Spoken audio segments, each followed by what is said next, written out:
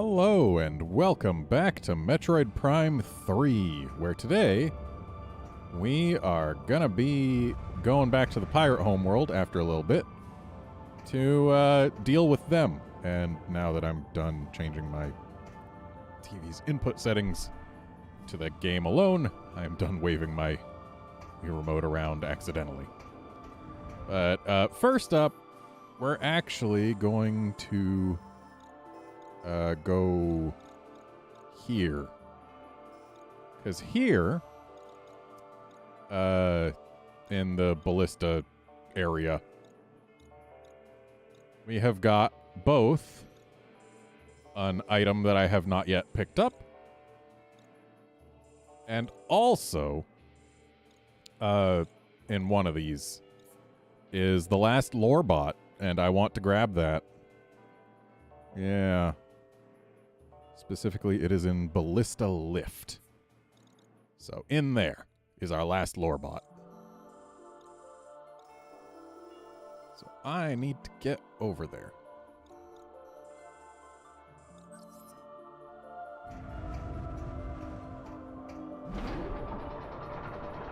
And while I do believe we can get all of the items that are left on Elysia, we cannot completely finish up Elysia yet.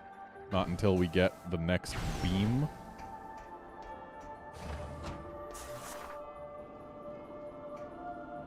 But we can at least grab the last item in the ballista area, which conveniently is actually not where we just got launched to. We gotta go forward first. But once we go around here, we can grab the last bit of lore here, as well as one of the last items here. There's like 3 left. Hello? Oh, right. This is where the stuff got destroyed and we got Spider Ball. Which means we have to use Spider Ball to get out of here. Which is really just extending the path that we have to take.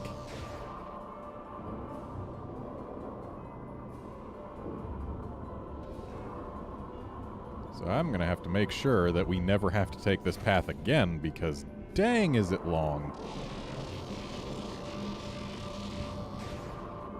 Wish I hadn't missed the lore bot and the item last time. Also, what the heck? Why is the lore bot here when all the other stuff has been presented in approximately the order in which it... or in approximately chronological order? Like, you get one thing, and then as you're moving on, you get the next one, and then the next one. Most of the lore bots here have been available in chronological order.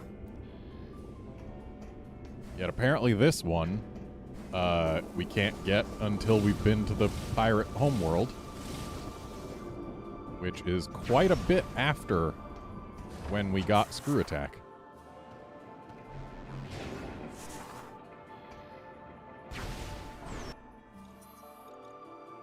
Oh, never mind. I went the wrong way. I went past Ballista stuff. Cool.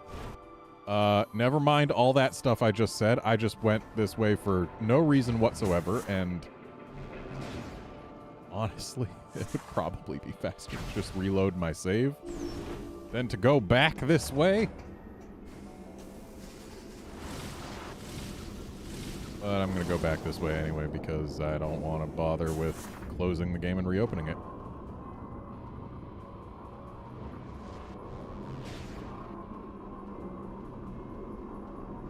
Also, that means that this probably will have been available in chronological order. So that complaint also goes out the window.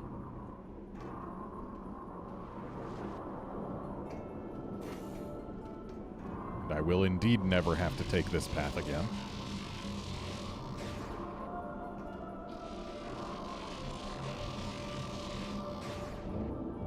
Unless I miss...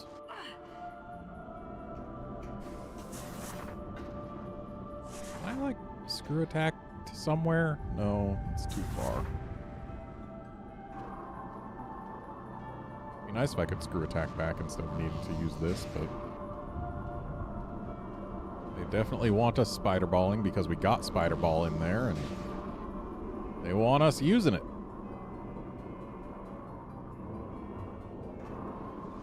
Also, turns out in the last stream I missed a missable scan, but there will be other chances to get said missable scan.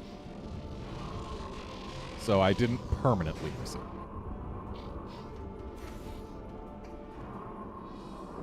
But the phasoid that dropped the token thing, that guy was a red phasoid, which is different from a regular phasoid.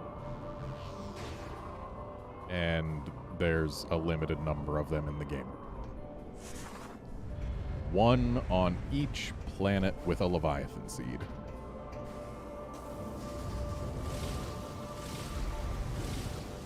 Which means we've still got one to find on Brio and one to find on the Pirate Homeworld. And maybe one to find on Phase.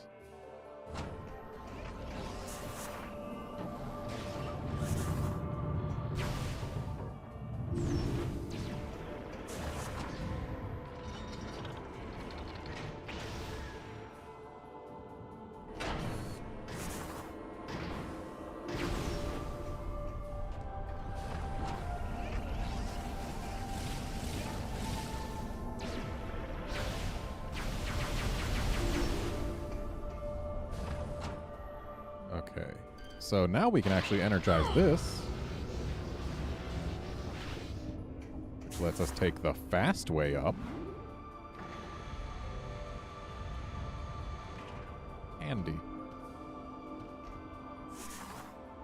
So that's just a shortcut. Is that a phasoid over there? It is. I don't believe there will be a red one here.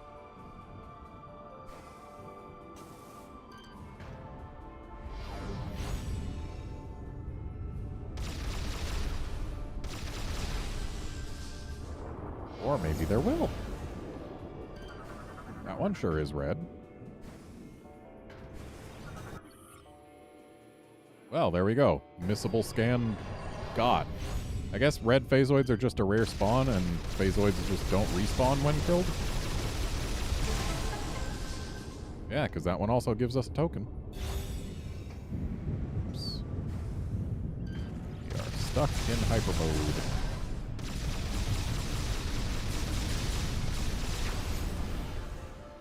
And you can scan these. Gold credit. Used for unlockables. Though at this point, it is actually impossible to get all of the unlockables in Metroid Prime Trilogy. Because of a very, very stupid decision that they made. Also, seriously, is this the lore bot I missed? Right here? Wow. How did I miss that? Slumber. By the year 600, we of Elysia were low on critical supplies and fuel. We created smaller mechanoids to process fuel from the atmosphere of Elysia, but they proved unable to produce a sufficient supply. Unable to secure the necessary resources to sustain ourselves, we entered a state of hibernation to preserve our remaining stores of energy and parts. While we slumbered, the data collected by the station's equipment was fed to us in dreams. During this long period of sleep, we had many dreams. Countless great events came to us, including a reunion with our creators, who had come to call a new planet their home. It was not long before disaster struck. A stellar object hit planet Talon 4, bringing with it a catastrophic corruption that sent the Chozo world into chaos. We watched helplessly as our creators perished, the few survivors fleeing to an unknown location. Powerless, we slept, and in our dreams we lamented the deaths of our creators. This was our final vision, after which we were never able to see our creators again. Alright, now we got all the Elysian lore. Yeah, yeah, it's impossible to get all the unlockables in this game at this point. Because this game's achievement system.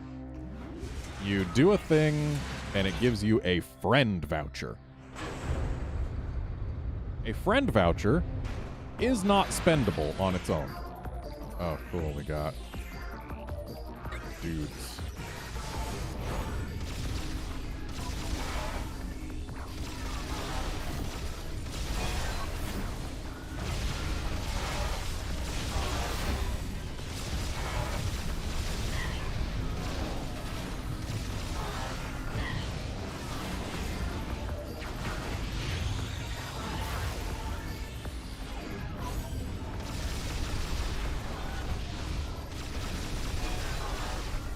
Yeah, a friend voucher, you can't spend it on your own.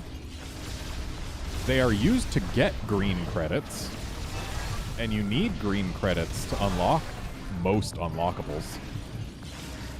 But to get a green credit, you have to have a friend voucher sent to you via WeConnect24. WeConnect24 has been shut down. And therefore, it is impossible at this point in time to get a friend credit. Which means most unlockables are forever locked.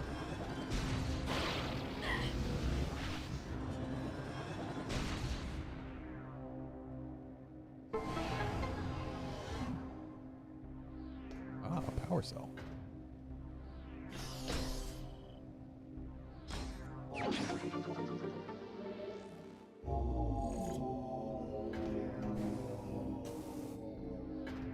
And just think, if they had, instead of giving us friend vouchers and requiring us to send them to somebody to give them a friend credit, if they had just given us the friend credits, then it would not have become impossible to get all of the stuff in this game.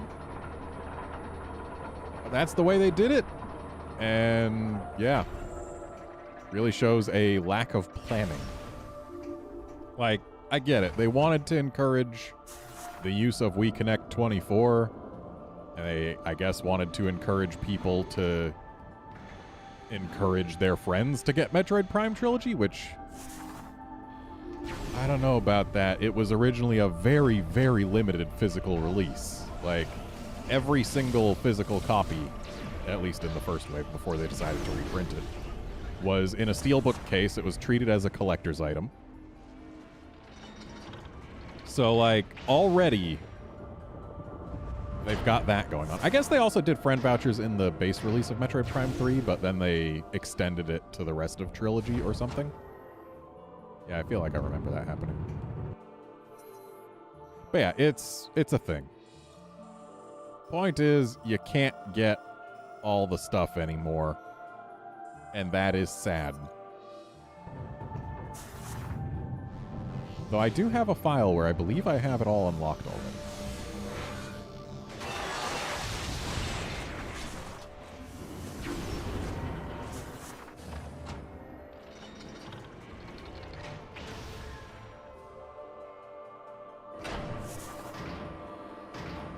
Though admittedly, most of the stuff is not worth unlocking.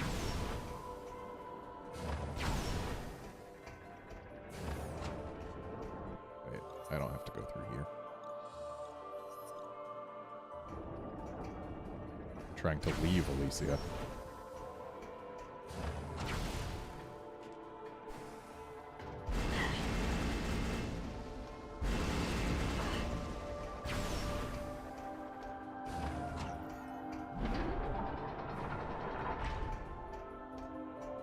I know there's still a few items I haven't grabbed here on Alicia, but those can wait until we make our return trip with the next beam. Because at that point, we'll be able to get everything that's here and do everything that's here. Basically, that next beam upgrade is going to be our ticket to our victory lap. As soon as we've got the next beam, we are able to get everything in the game.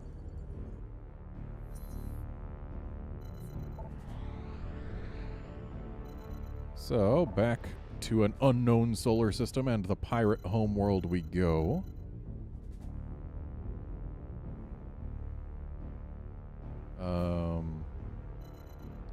I think we go here. Since we have Spider Ball, we should be able to get the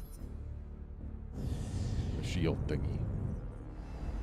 That'll protect us from the acid rain.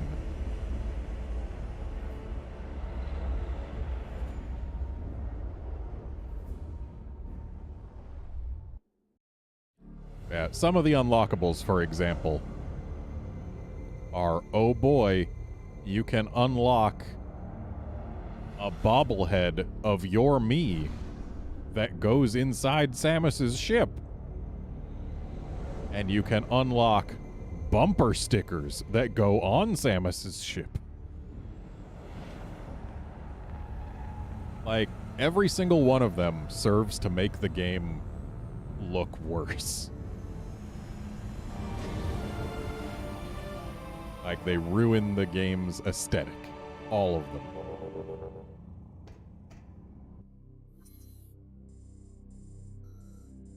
Okay, let's see. We want to go to pirate research, which we can get to faster if we take the transit station.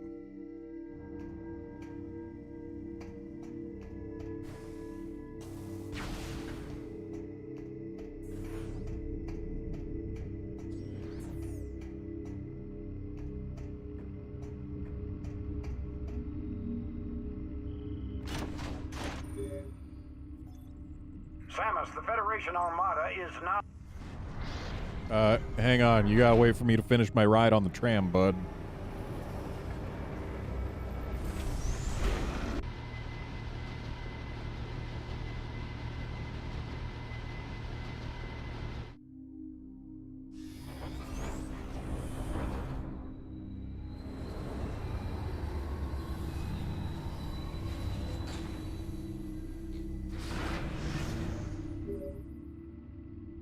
Samus, the Federation Armada is now in orbit above the pirate homeworld. We're ready for the final assault, but the base is protected by a barrier that prevents us from landing. We need you to disable this defense system.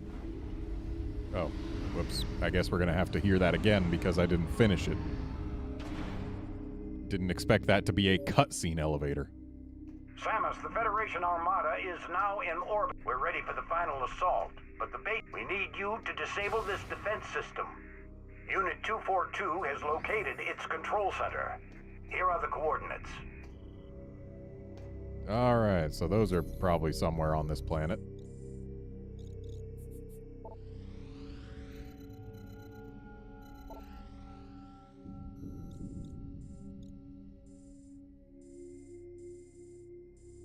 He said here are the coordinates, but it didn't really look like it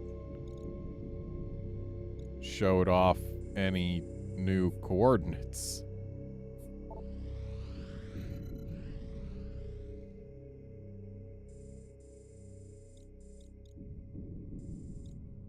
Yeah, there's it didn't reveal anything new, so either it's telling us we need to get past the acid rain again, or something else.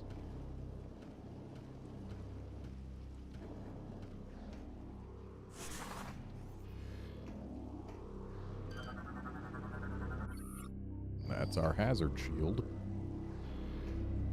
which will render us immune to acid rain. Oops. Hang on. I don't necessarily want to spin this part.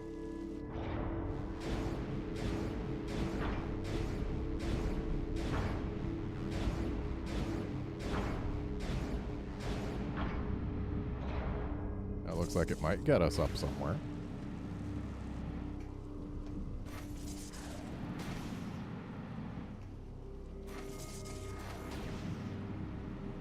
Hey, Drake, great. Alright, missile expansion is worth grabbing. Because we do want to get 100%. Now we need to make our way up to the left side,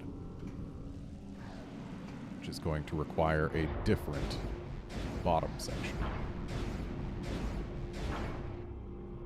This might work.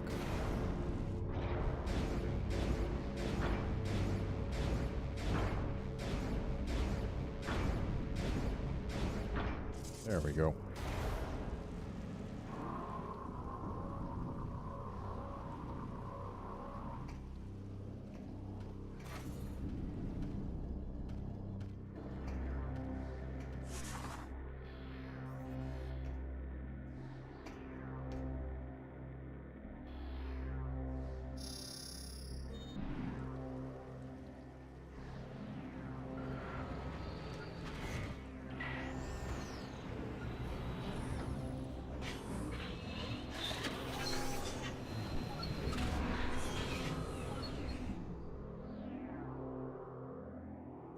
And there we go. Now we have the hazard shield. Acid rain is no longer an issue.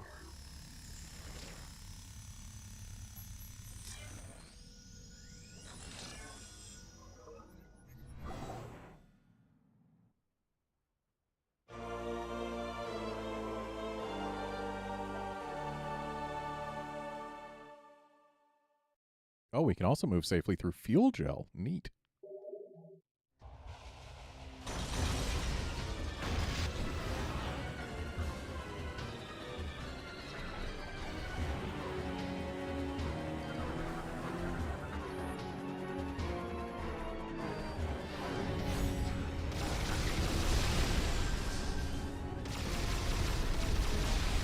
And as always, hyper mode makes things die faster.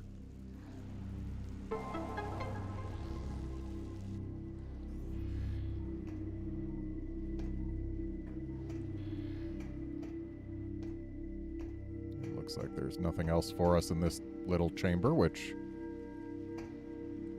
certainly raises the question of where did the pirate trooper who was in here and got a missile expansion while we were watching, where did he go? I don't think he would have squeezed up into there and gone around.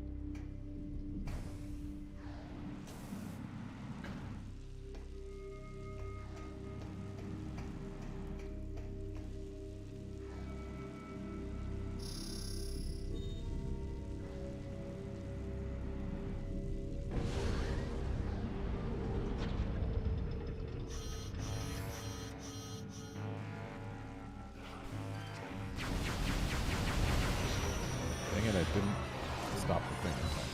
So you are not green.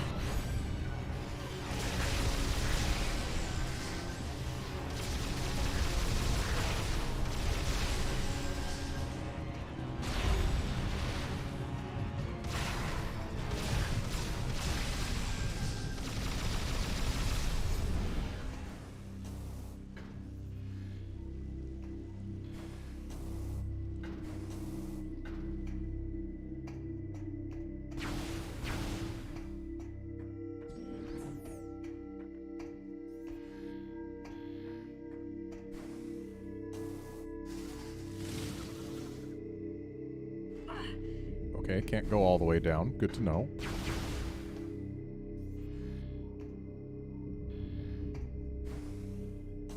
Oh, we can just go down from here.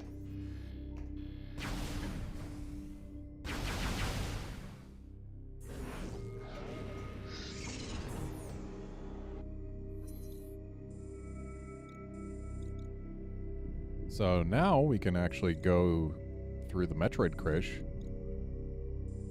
to this transit station.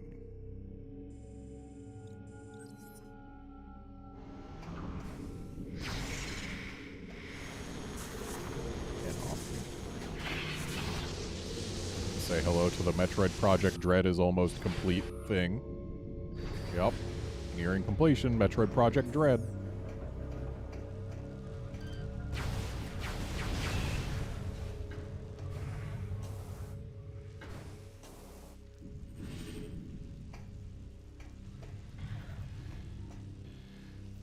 This requires hyper missiles, doesn't it?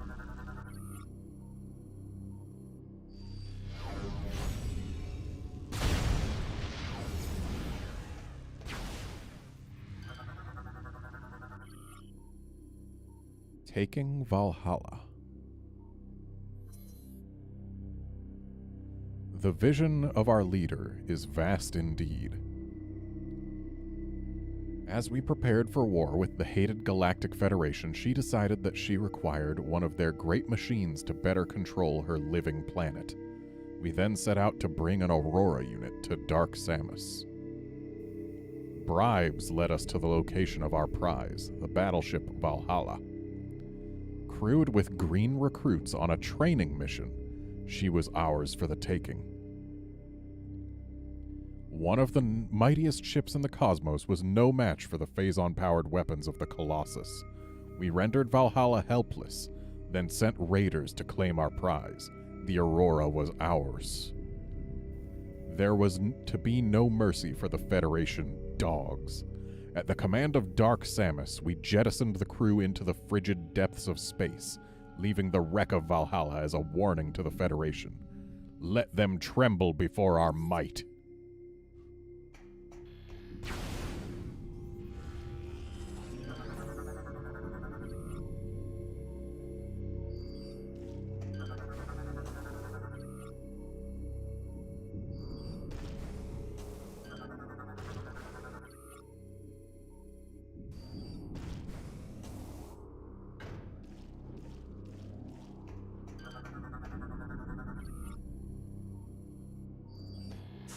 Well, let's see what this spinner does for us. Okay, it makes the thing go up.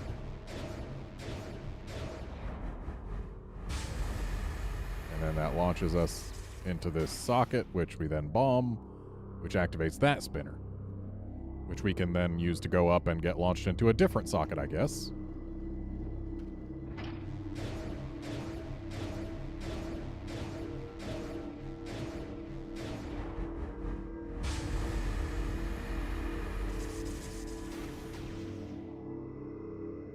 And that activates a third one, which will launch us into a third socket. Oh, but it's got some trouble. So we gotta scan this fella. Metroid Hatcher. When the head's interior is damaged, its tentacles can be ripped off. You know, I'd think if the head's interior was damaged, it would die.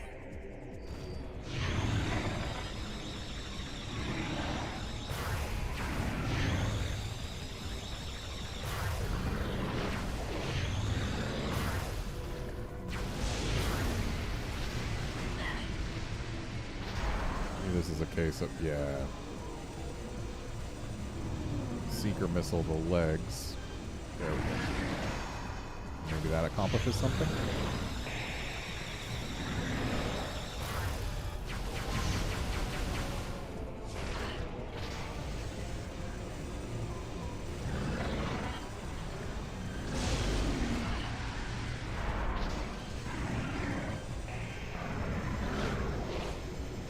Why did it break my seeker lock?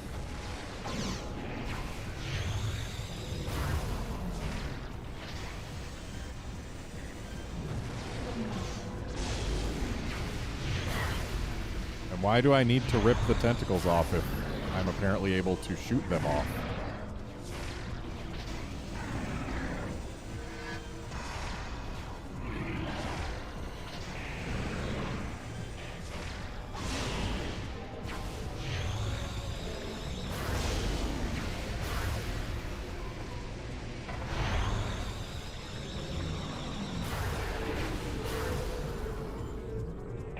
Game, let me. Okay, so we hit the tentacles until they retract. Then this thing does a spin and starts breathing heavy. And when it's breathing heavy, we can shoot it in the mouth to damage the interior of the head. And then rip off a tentacle, and I guess when all the tentacles are gone, it dies.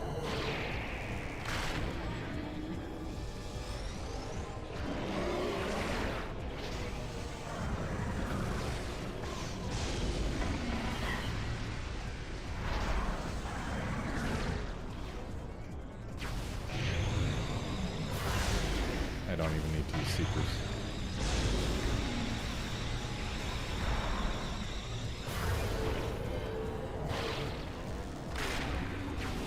Okay, one more tentacle will do.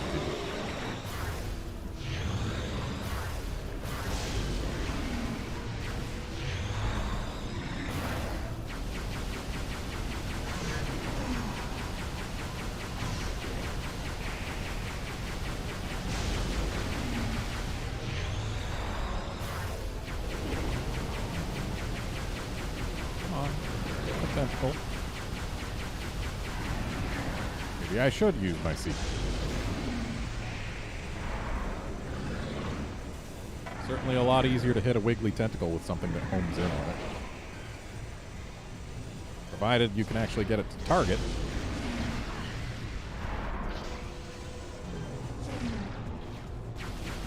Or I guess it can just miss too.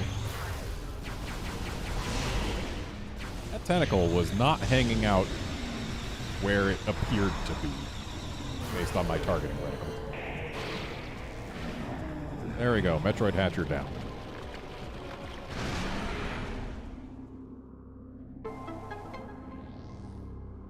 Back in my day, Metroid Hatchers were called Queen Metroids. And they were much more interesting looking than that thing.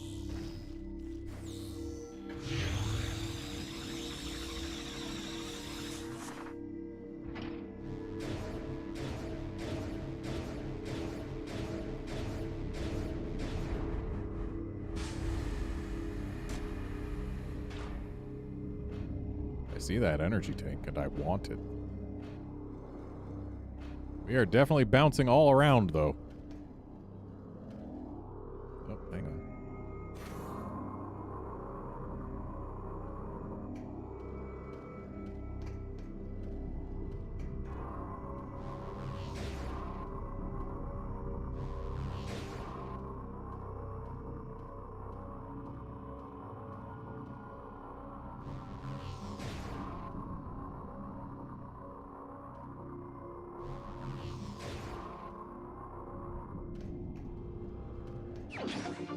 Array energy tank.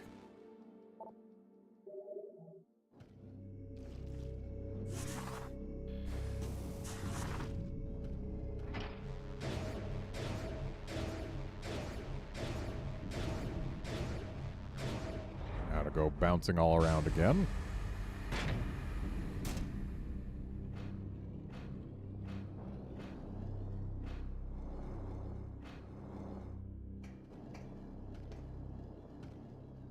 We just go on through to the bomb slot.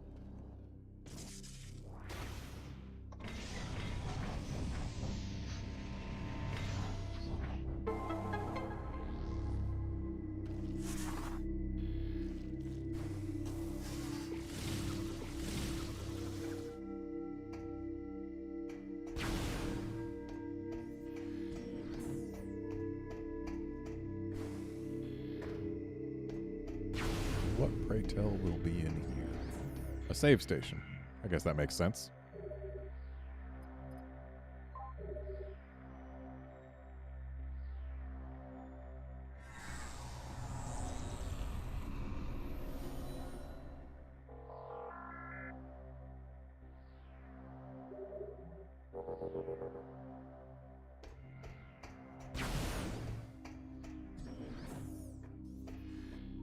The lore thingy in here.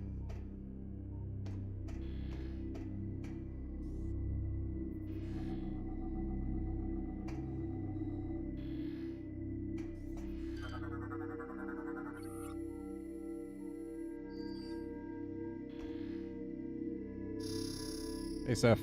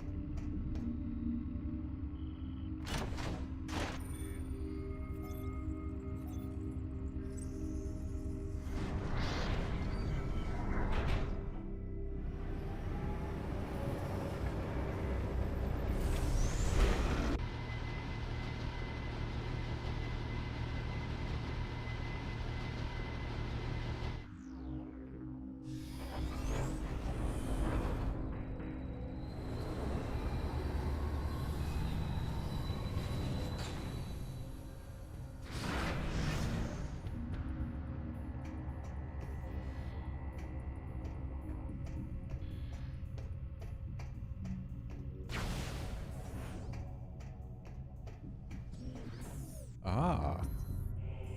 We're at the other side of here, okay.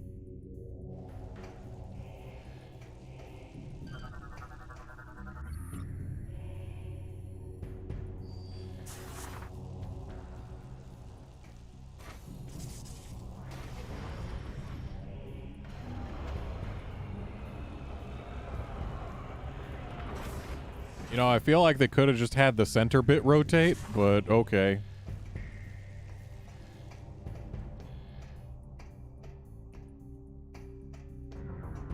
Let's actually take this elevator down to the first floor, as we haven't been down there since we got the voltage grapple or whatever.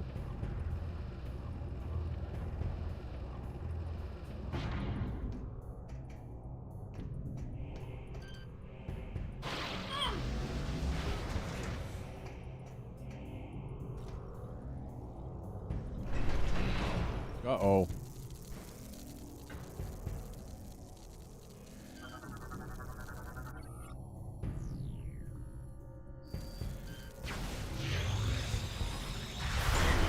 Let's do that lift.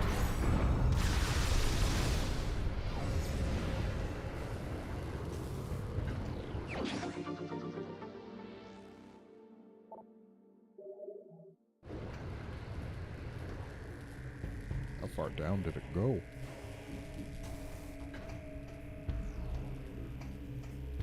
Okay, so now that we've got that, we could just go to the command courtyard and see about potentially getting into here past the acid rain, but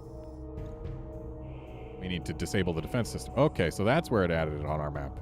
They keep on saying, like, oh, we'll send the coordinates, but really all they do is change the name of a room and reveal said room if it was not already on your map. Yeah, we need to, I guess, get into here.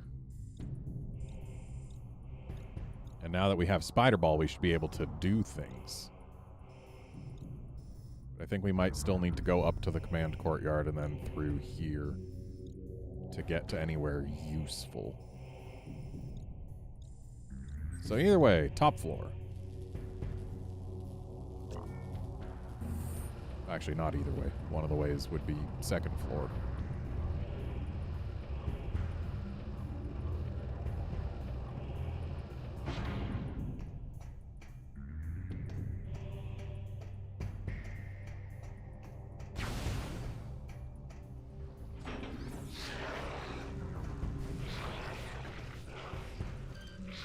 And while we're here, we can drain this. I guess they don't like us draining that.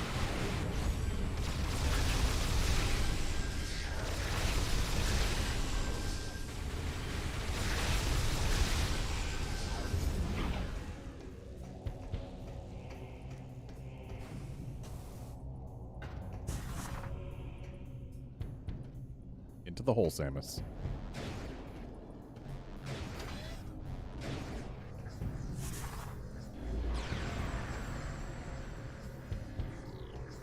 Yes, there's an item here that we can only get now that we have Spider Ball.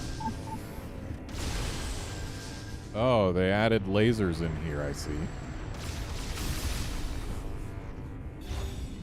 Thankfully, I managed to kill the... Well, I guess I didn't manage to kill all the warning thingies, because there's one down here, too.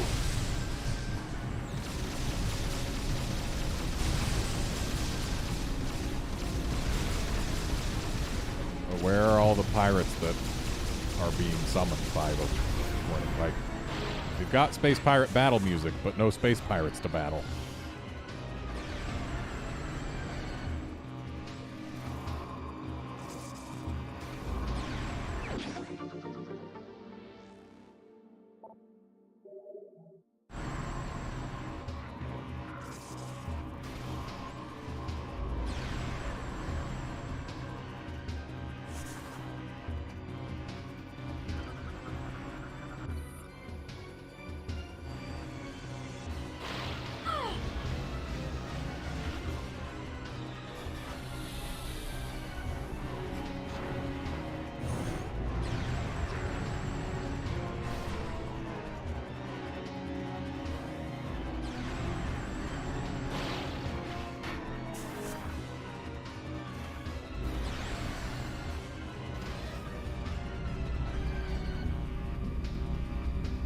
Still got the space pirate battle music, and yet the space pirates here are calm as can be.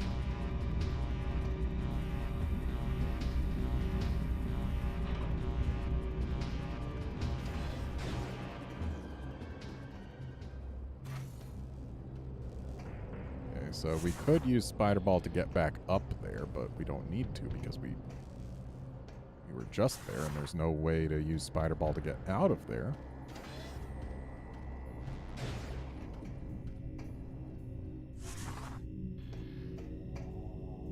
And yet there seems to be a way to use Spider Ball to get into there, perhaps. Or maybe that's also an egress. Okay. So that actually comes from the mining site. Do I have a way to get to the mining site? Not that I can see. So disabling the defense system happens in here. Maybe if I go here now, there's something that we can actually do. I know that before we could only go here to see that they were doing a thing.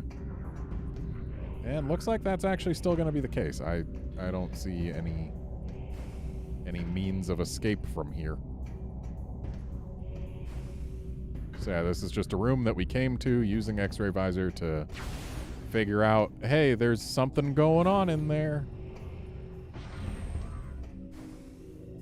And we can't get across the way because the thing to control it is on the other side, so we specifically have to come from the mining site. And I can't get to Transit Station 2A because we have to go across a room that we can't enter without having the green beam, which we don't have. So I guess we have to go back to the command courtyard and get past the acid rain before we can disable the defense system.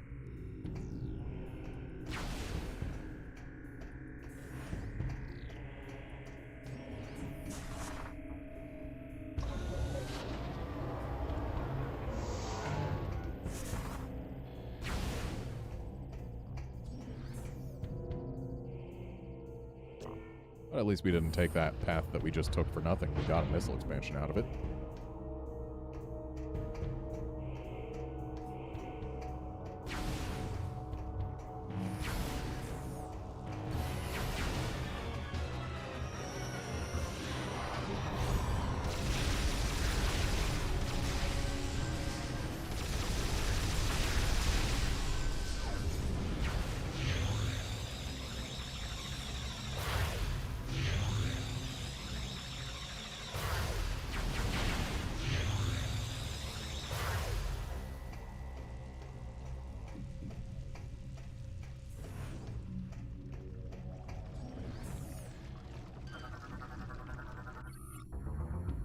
Train releases sewage into a pipe network in the floor to be pumped out of the facility. And this is also, I'm here pretty much just in case people try and use grapple voltage to bring down the shield before getting the hazard shield. Because then people would be able to go in here. Like, if they had enough E-tanks, it would be pretty easy. But then going through this would probably present a problem. Ah, yes, I definitely wanted to scan the crate and not the creatures in front of it. Skritter, phazon-feeding vermin that usually travel in large groups.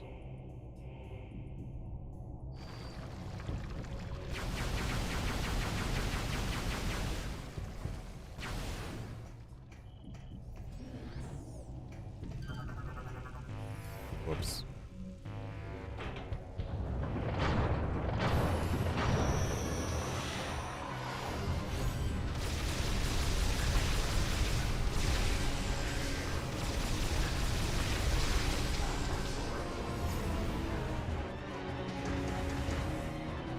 Oh no, crawl tanks. What will I do other than enter hyper mode and shoot them once each?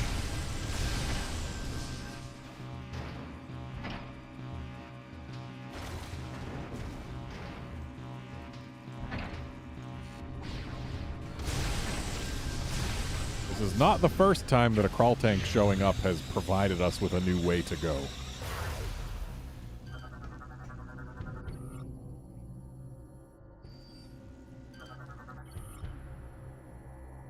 Purification. Our great leader, with the aid of our captured Aurora unit, has discovered many of Phase's secrets. Dark Samus can now command the living world to send forth Phazon seeds. She was eager to test this new power. When we heard the first world to receive this blessing was our homeworld, we rejoiced. The seed was sent into the void and quickly made its way to our homeworld. Our brethren foolishly tried to repel it, but their efforts were in vain. To think once we were as pathetic as them. Now the deed is done, and slowly our homeworld becomes like Phase. Soon there will be 2 living planets, 2 Phazon sources for our great leader to use as she sees fit.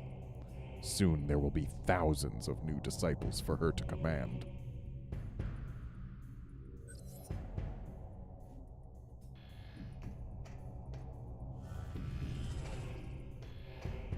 Well, let's get going.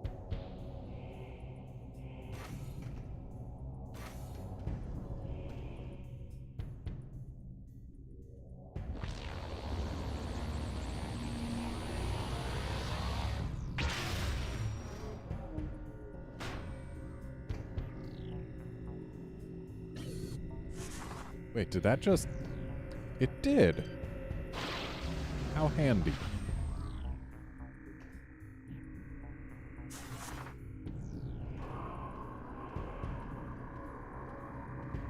Actually, I need to find something real quick on this map.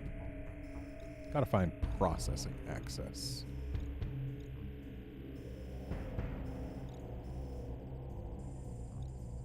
If that's even here.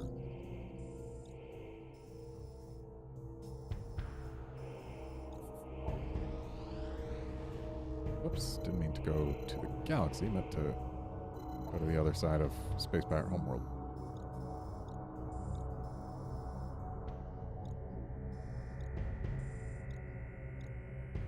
Ah, so this right here is where we missed a lore thingy.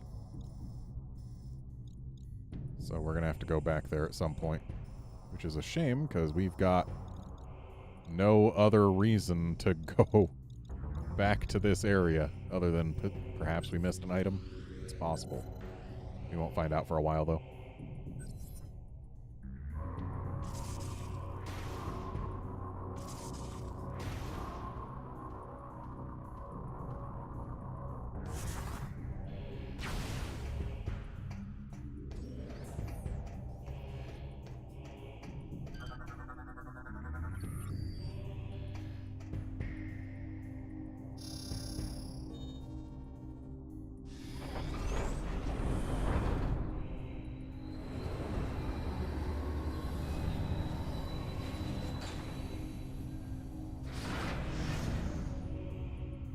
Well, to the mine we go.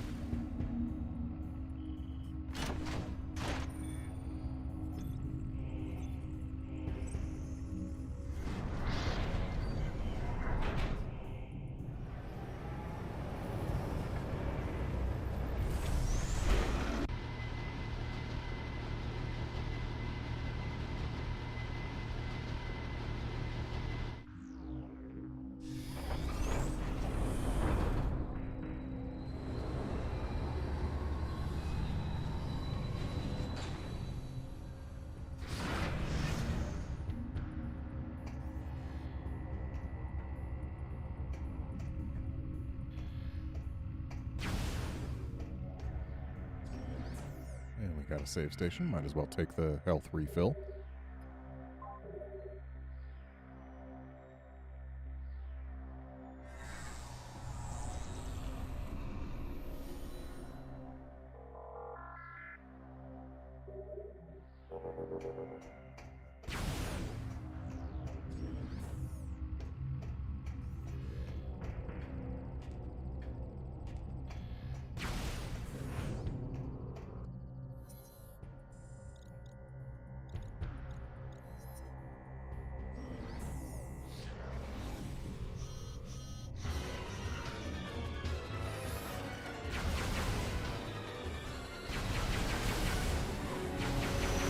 Dang it, didn't get them all in time.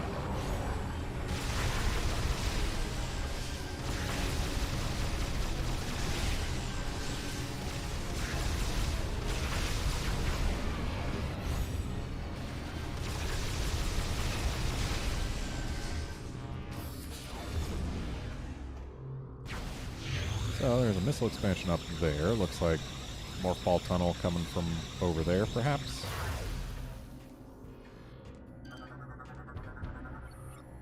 Numerous fractures detected within these rock sections indicate they are ready to be mined away.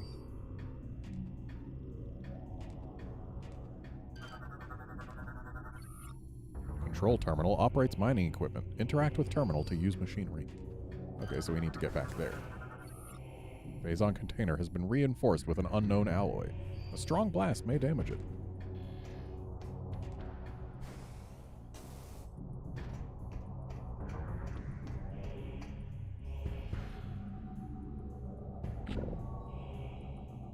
I see this is not an X-ray visor thing.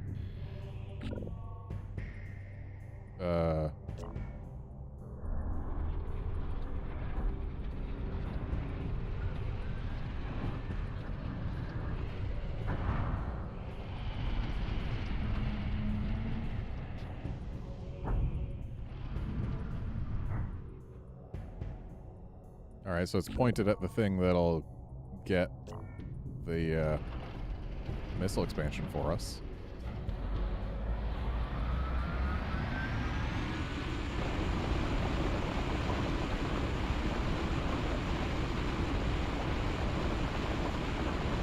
You'd think that big toothy bit would spin, but it's just holding still. Like, that looks designed for breaking away large sections of wall.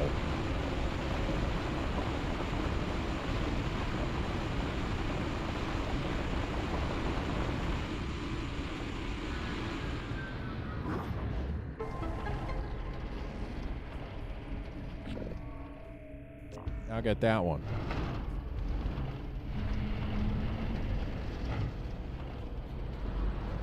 Yeah, see, now they're using the big drill bit.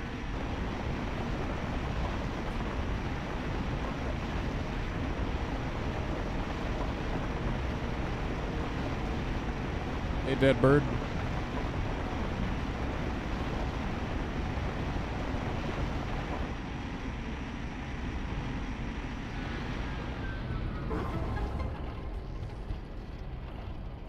Look at that. It somehow made a perfectly smooth half pipe.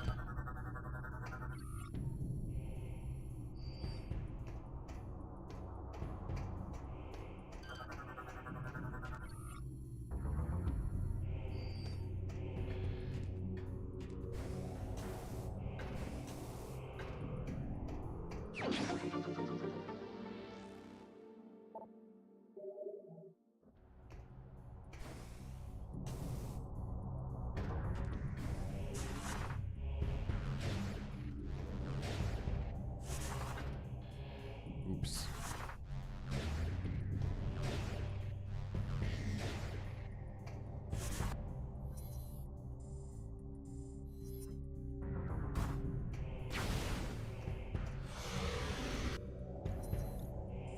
Mine lift. There's a lore thingy in here. I looked up where all the lore thingies are because I want to be able to get them easily.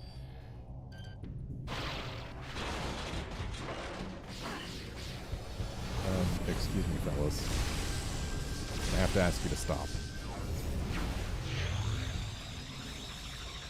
Okay, so we've got spinner thingies to either side, but we can't get to them without using Spider Ball to go up and then down.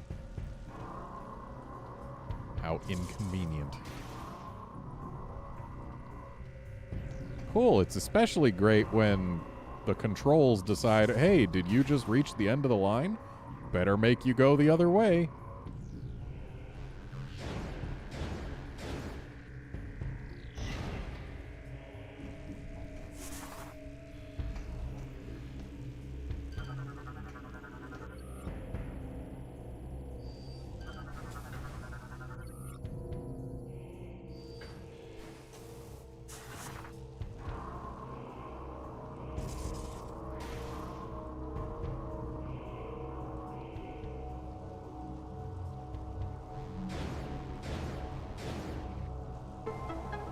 Goodbye, lift.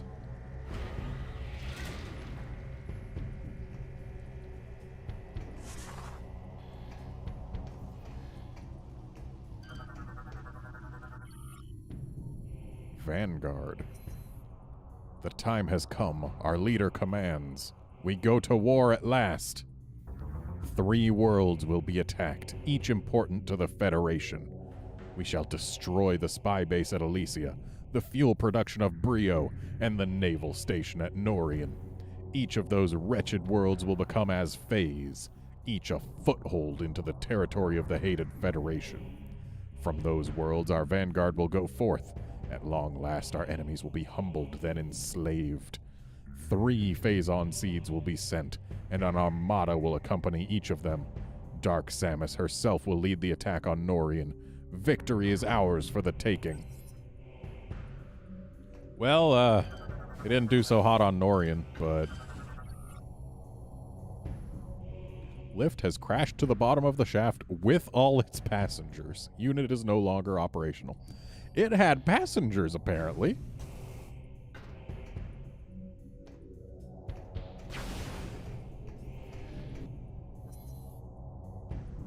Phazon harvesting. There is a scan that we need here.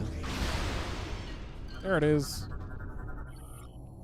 Phazon harvester drone. Anti-air system cannot be destroyed, but overloading it will stun the drone.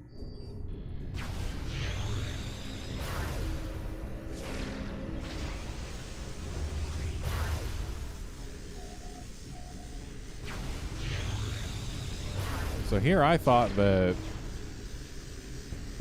the mention of an anti-air system implied that we were going to be using our ship to destroy it.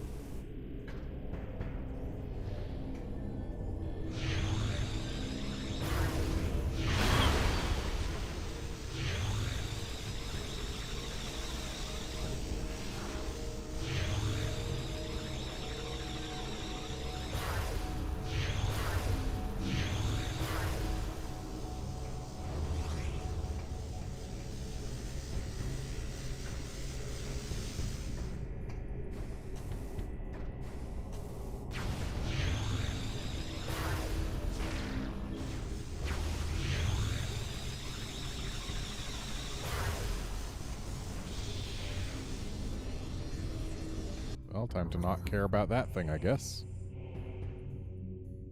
And in Drill Shaft 1, there is a lore thingy for us to find.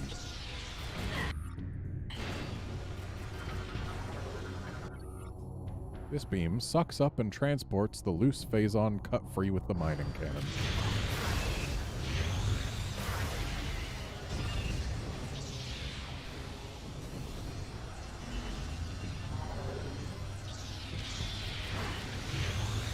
Spy the lore thingy.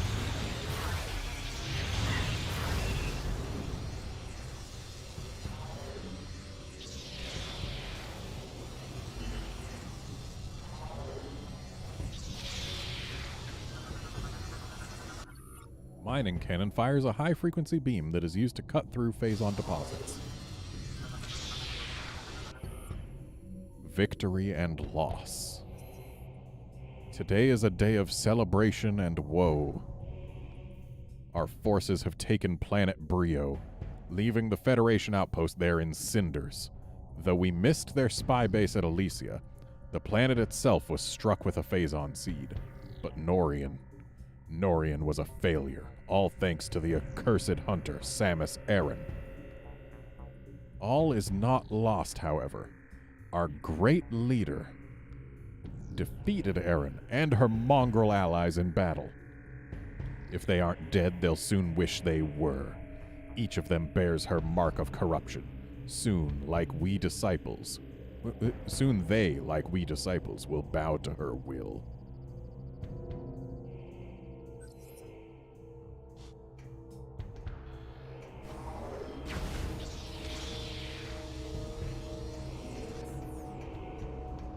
Well, that looks like the last beam upgrade. Mining cannon cycles between beams that cut Phazon deposits and suck up the broken pieces.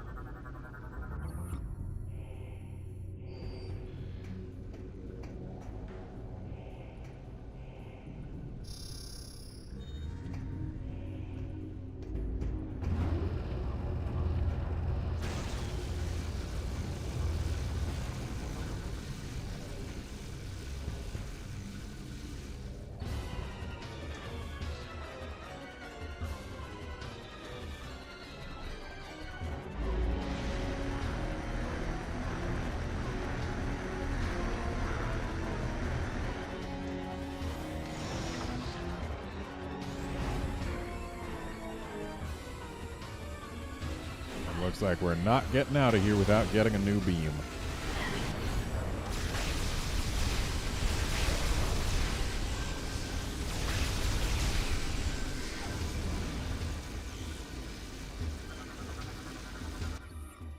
Piston extends while the mining cannon is firing the beam that cuts through phase on.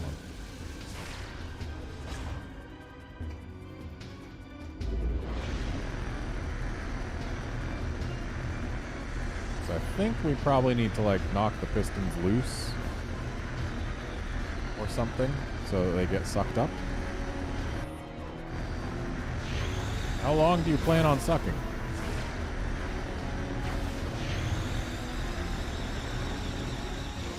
That long.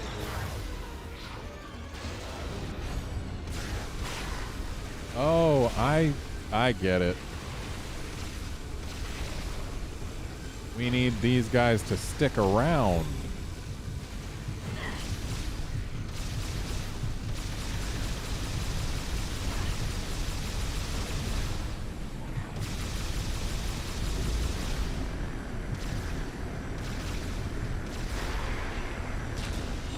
That's what it is. And then we shoot the things.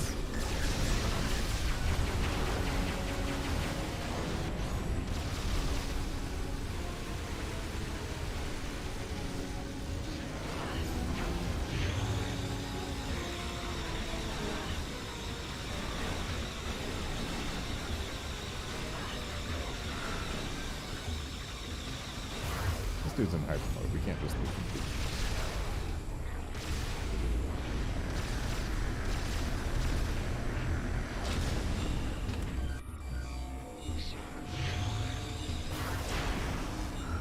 And we got to do that 2 more times.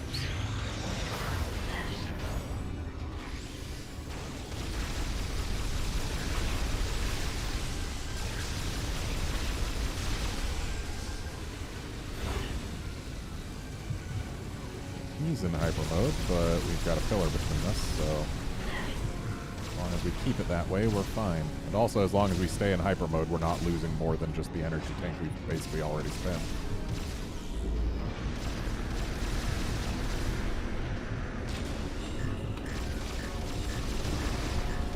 And one more time.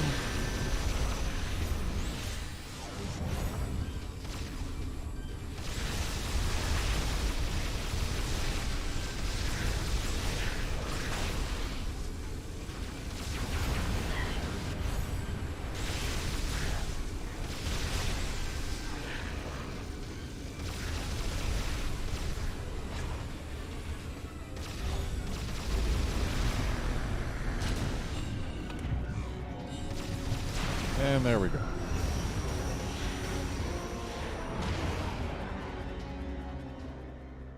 And somehow it landing killed all the pirates in the area, but didn't harm us in the slightest.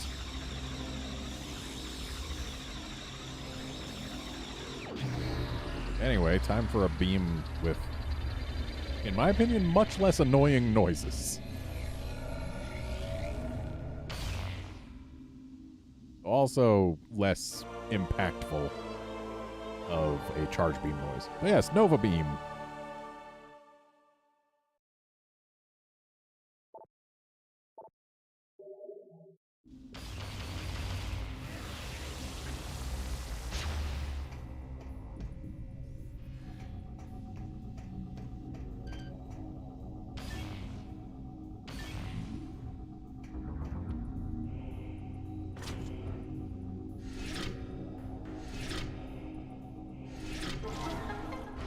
Now that we have the Nova Beam, I believe nothing in the game at this point is unavailable to us.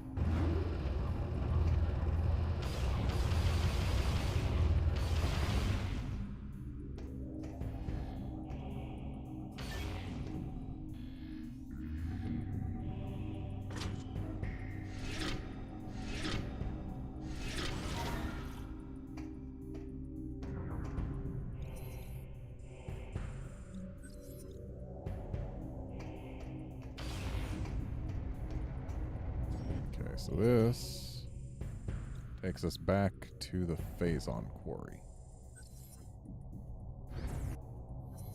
This is Drill Shaft 2, which has nothing of specific value. I can bust open that drill. Also, Deadbird, sorry for the late reply. I was a little busy solving that puzzle, but I've been fine.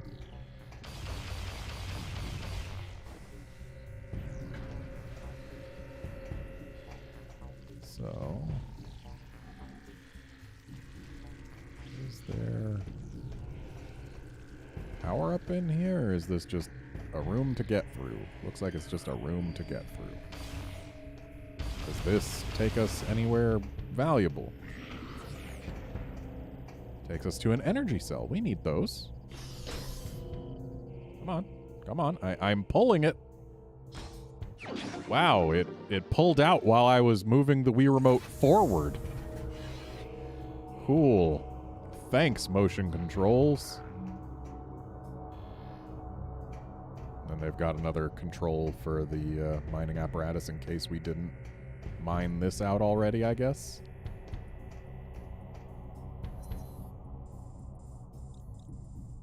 But beyond there, there's apparently nothing of value in here, so let's head on back through.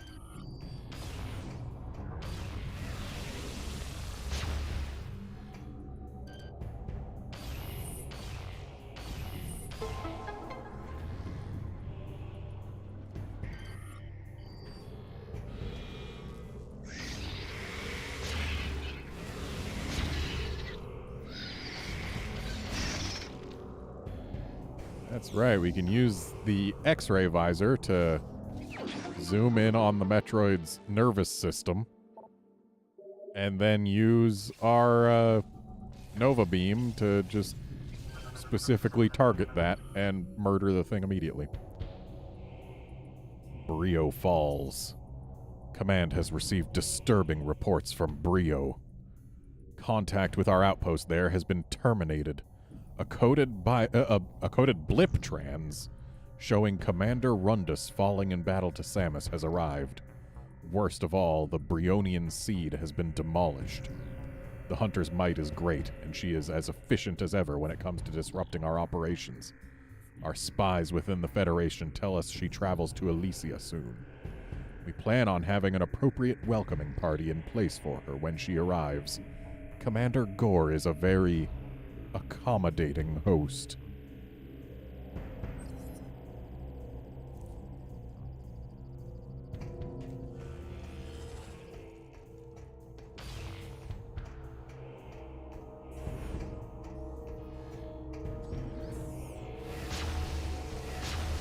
I left all this junk here.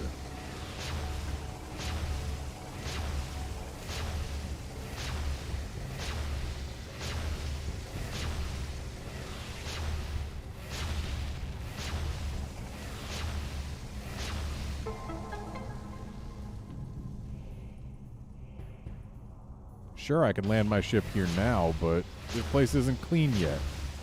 We gotta make sure it's totally clean before we land our ship here. Data received.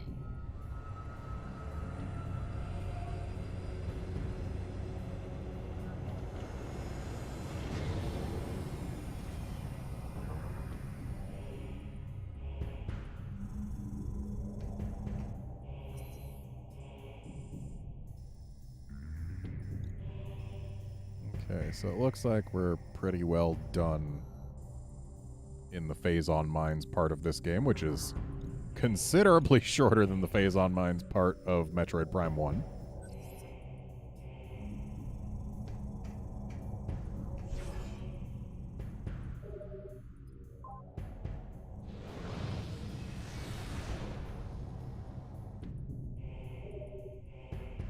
Actually, if I took the tram back, it would probably be just as fast. Not really any faster.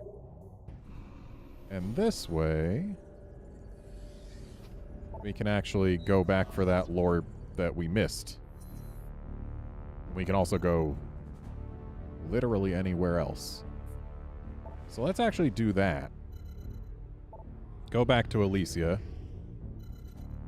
And landing site A is closest to the observatory. So it does involve more load screens because we'll have to take the tram.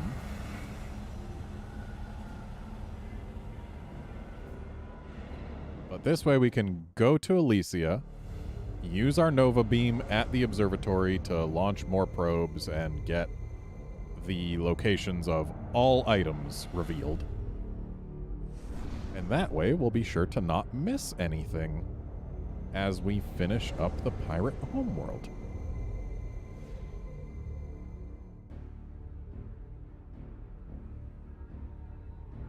Because yeah, it is about time for us to do our victory lap. Because we have everything that opens a door. We have the key to every lock in the game. Or at least damn near every lock in the game. I think there's still one thing that we're going to end up getting. Another hyper mode ability. But that's used for, like, what, 2 things ever? Okay, so... Right, we want to go through the orange door.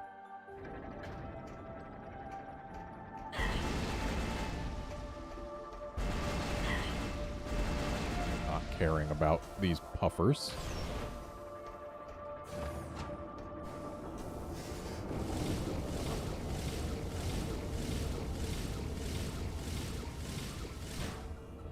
Wow, thanks, game.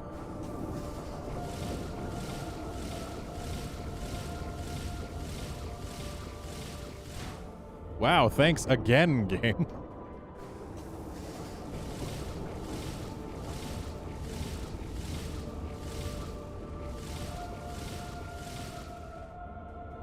Cool, you can't even slide down that. Why am I suddenly so bad at this? I've never failed at getting up here before this time. And then I failed 3 times in a row.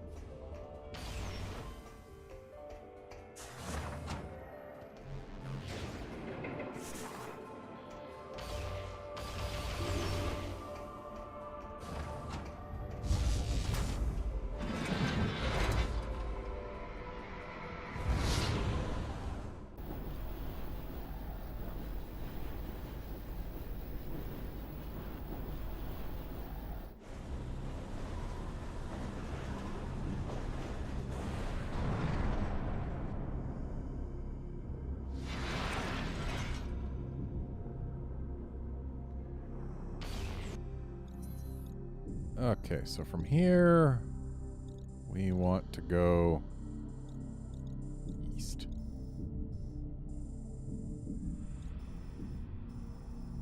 Are there any other items for us in this general vicinity?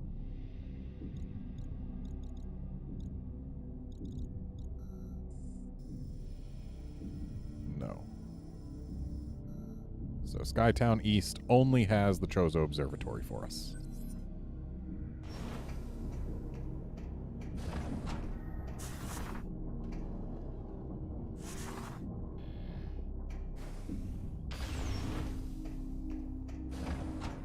Yeah, Deadbird planets should start sweating when Samus shows up. Very few of them survive that sort of event.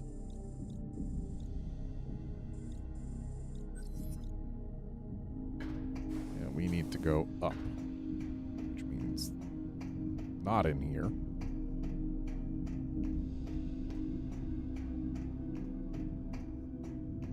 Nor in here. Other side.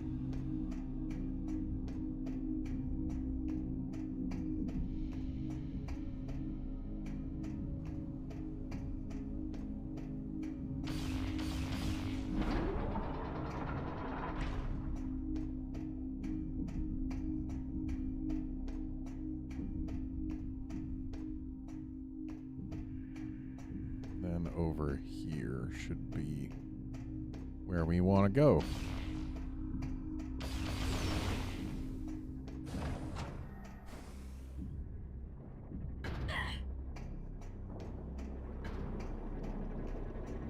Though actually, I guess in this game,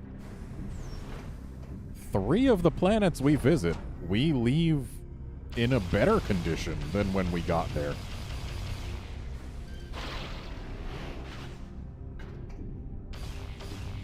Norian, Brio, and Elysia.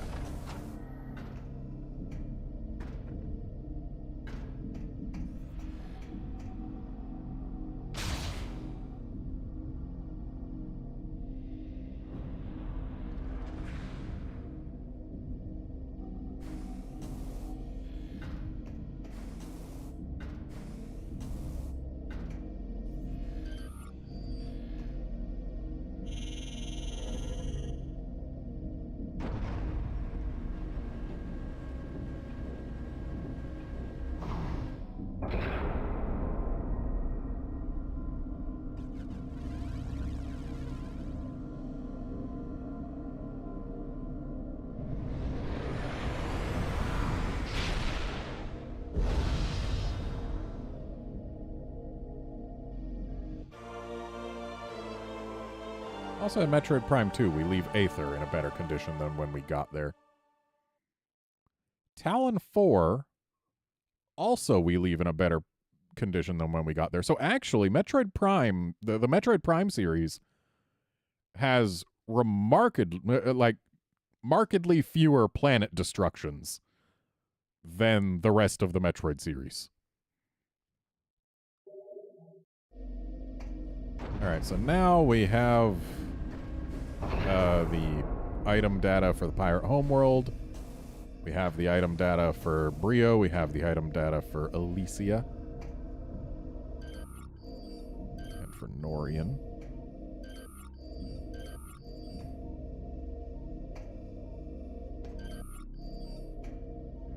And we totally have the item data for Talon 4 and Aether. If those were things in this game. Now, if I were to go back to this landing site, it would be a longer path. So I guess back the way we came.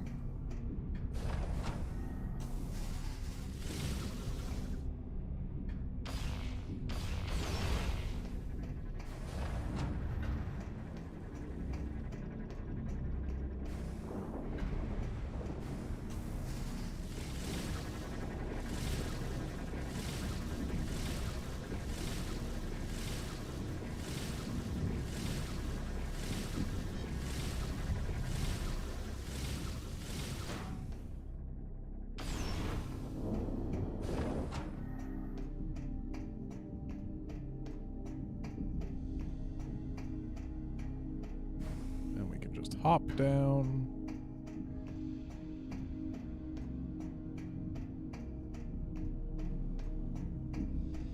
That's not the right way.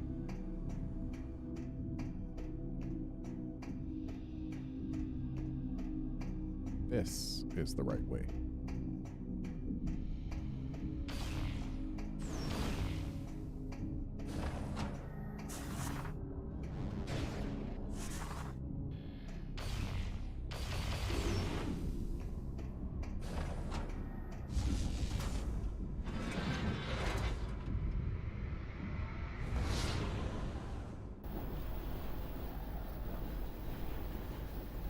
I remember when Metroid Prime 3 first came out, there were some people who complained about the ability to reveal item locations.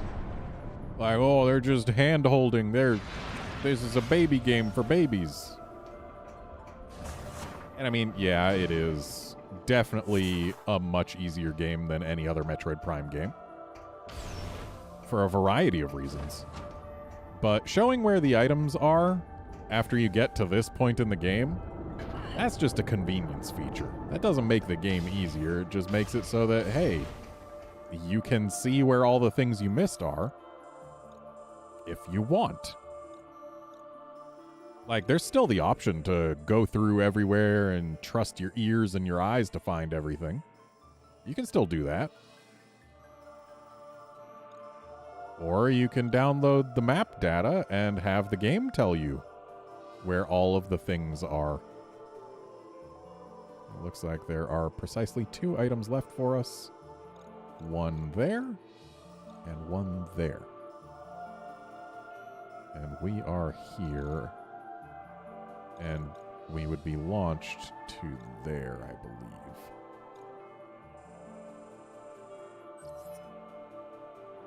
Which, hey, that's not too far from where we want to be. Let's clean up Elysia.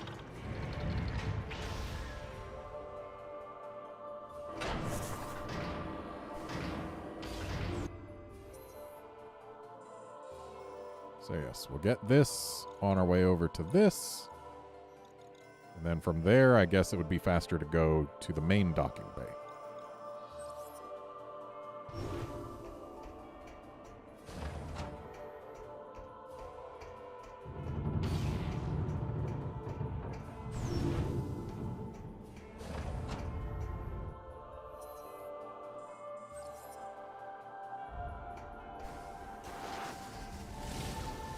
SF, it's definitely a strange new world we live in where people complain about trivial optional features that make a game slightly more convenient.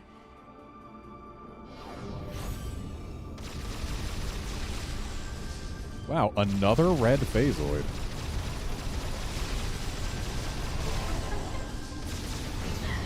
We have met altogether far too many red phasoids.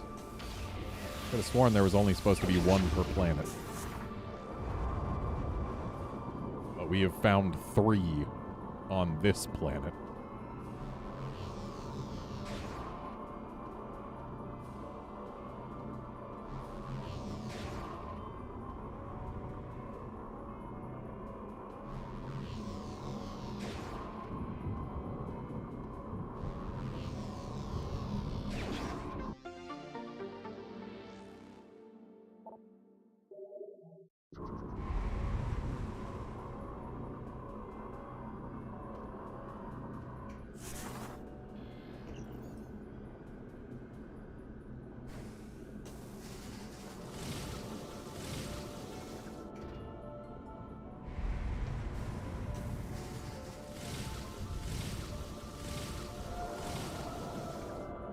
I think I'm going the right way.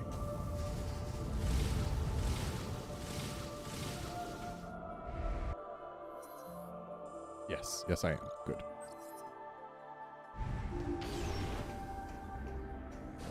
You know, it weirds me out that we get so many ship missile expansions, because, like, the game doesn't really have you use that many ship missiles.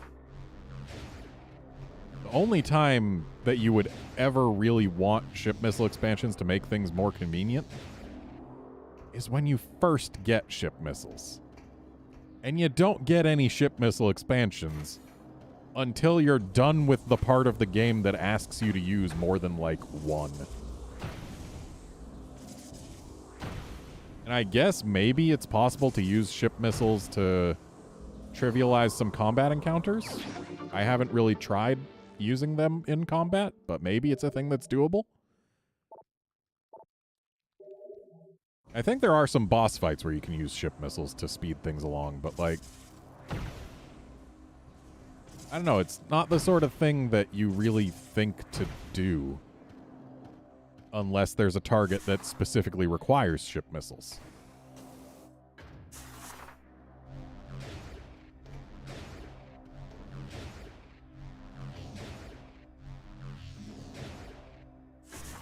And I can tell you, you definitely don't need 7 ship missiles at once.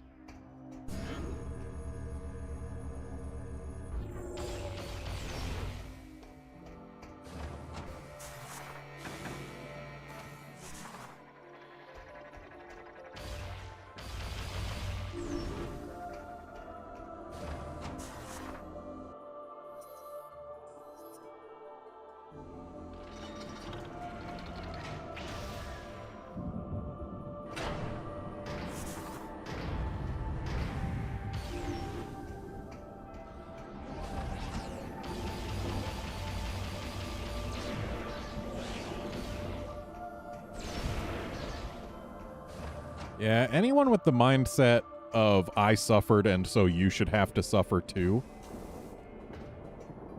I have to say, seems to be missing the point of society. Like, is it not the goal for every generation to have it easier than the last? Is that not what human progress is for?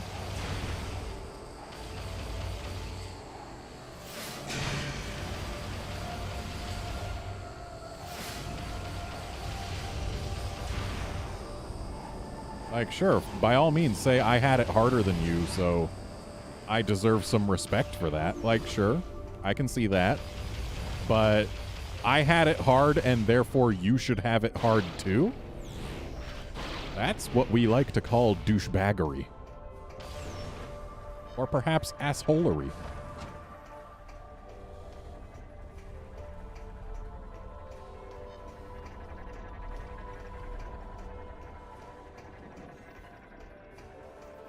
Like, it's one thing if changing an aspect of a game to make it easier changes the game itself in some fundamental way. Like, Metroid games are about exploring and finding power-ups to open doors and managing to find your way through places. Having the power-ups marked on the map, yeah, it makes the game a little easier in that it shows you the points that you need to get to. What it does not do is show you how to get to those points. Meanwhile, if what they did to make the game easier was completely remove all enemies from the game, so you just explore around an environment, picking up keys and putting them in locks, that would change the game. That would be a different game at that point. Whereas telling you, hey, you need to go to points A, B, and C, but find your own way there, that's different.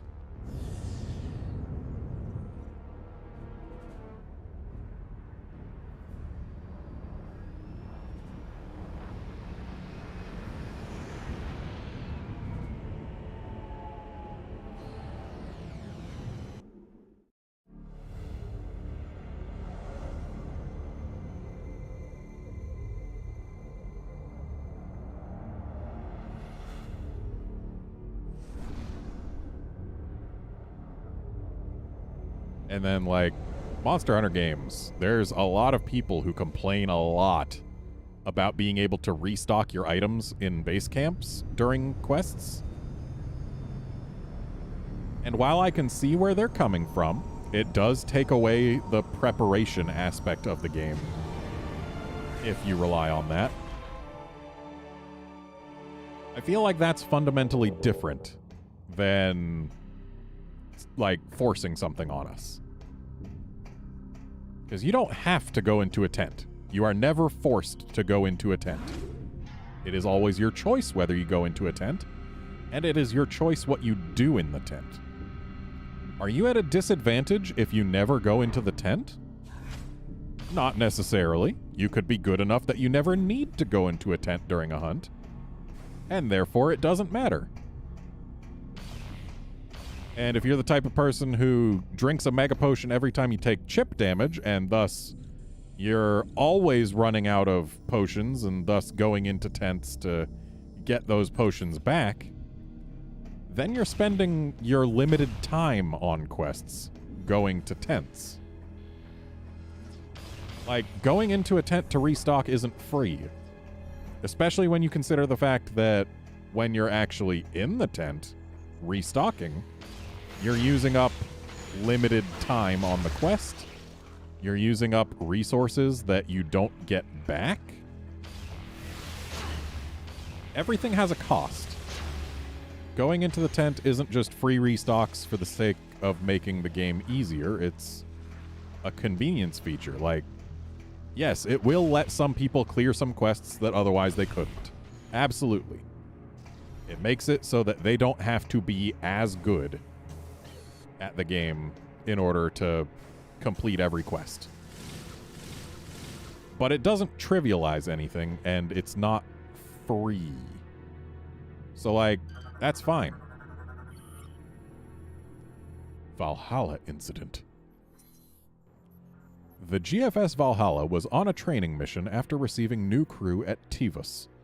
We believe the Valhalla was ambushed en route to the training base by a fleet of pirate vessels. Data suggests the pirates were using upgraded starships powered by Phazon. That plus superior numbers were more than the Valhalla could handle. Current whereabouts of the Valhalla are unknown. She is presumed destroyed in action. I like how you can get this scan. The first time you can get this scan is after they let you go to the Valhalla. It is a scan that is outdated the moment you can get it. And I was just making sure I scanned the door because these multi-lock doors are a missable scan.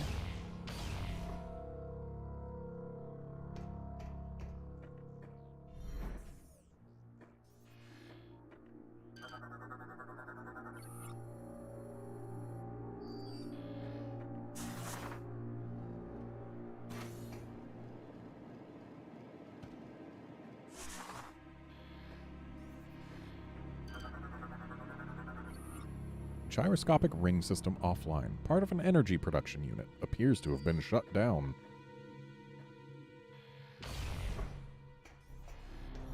Oh, would you look at all this stuff?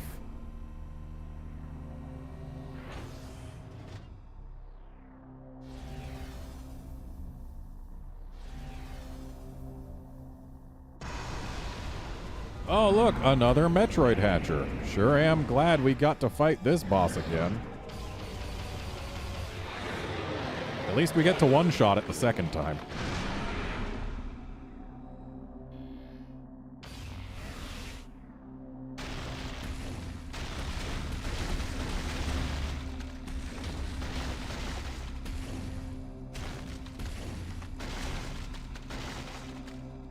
Hey, look, a power cell. I bet stealing that won't change anything negatively for the Federation.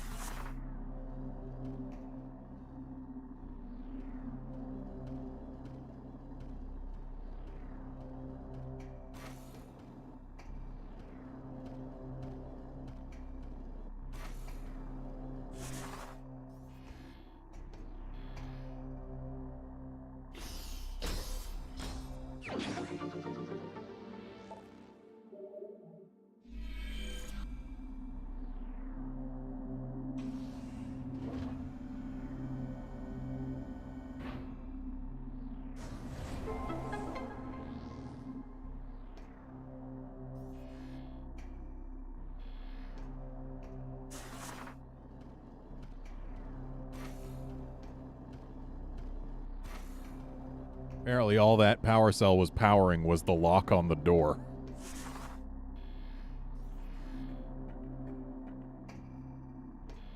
Seems kind of silly, honestly.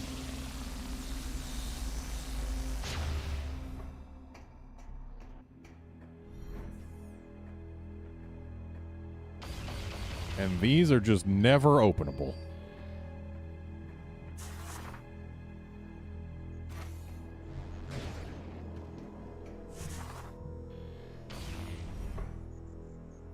Alright, anything else on Norian for us? Yes, there's an item there, and an item there.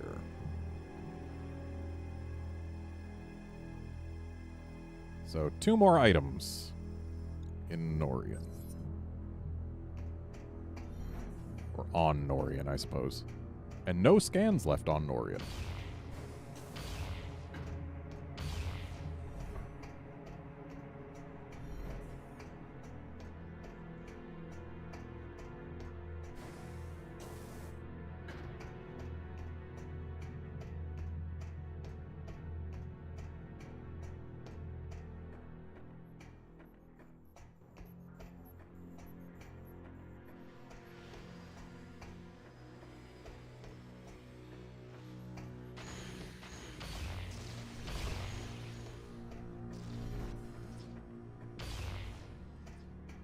Oh yeah, Deadbird, it was definitely a super fun boss.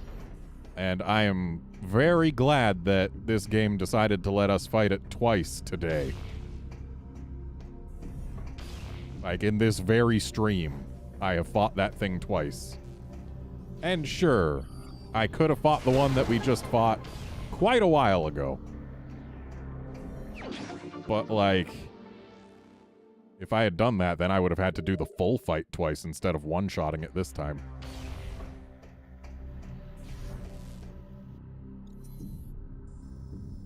Okay, and now we don't have to continue going this way, so back to the left.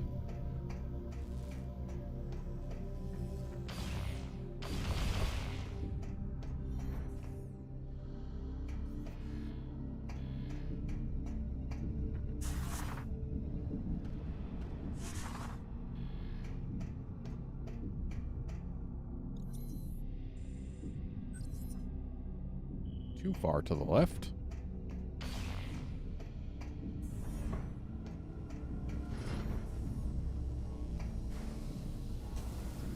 Oh, we actually have to take the morph ball tunnel because the floor is hot and there's a wall. Rude.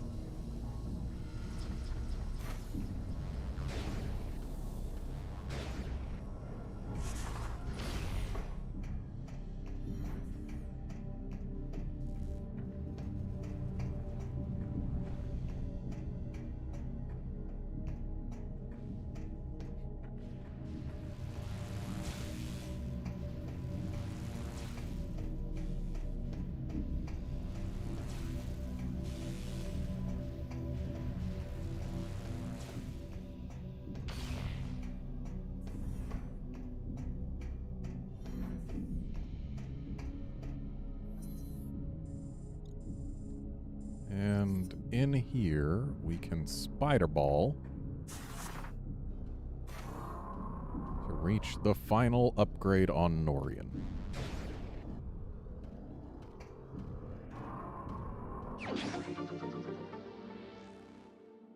We were able to see this spider ball track way back at the beginning of the game, before we even had our PED suit. But we haven't been able to actually grab that upgrade. Well, actually, we have been since we got Spider Ball, but we didn't come back here yet at that point, because I wanted to get the Nova Beam to make sure that I'd be able to get anything that was here. I did not remember that there was a Metroid Hatcher here. But it conveniently worked out that there was, so we got to show off the fact that you can, in fact, one-shot those things once you have the Nova Beam. Which is nice, because A, it's an interesting thing, and B, it keeps us from having to do the actual fight twice.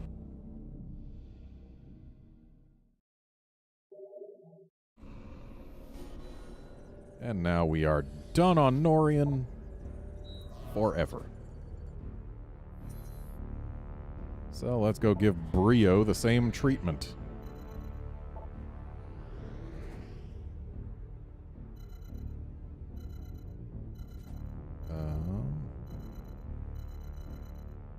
Fiery Air Dock is less connected to the other places, so let's go there.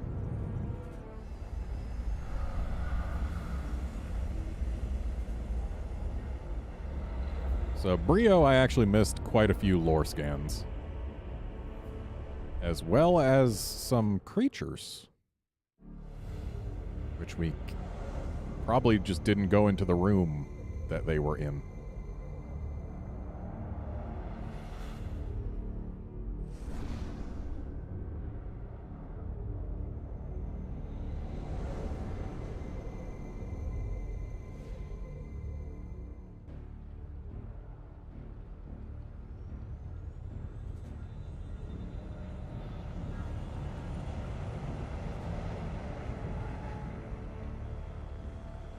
You would have think that the Galactic Federation would have sent somebody to claim Rundus' ship by now. Because, like, Rundus is gone. He was working on GF orders. And, like, that ship has to cost something.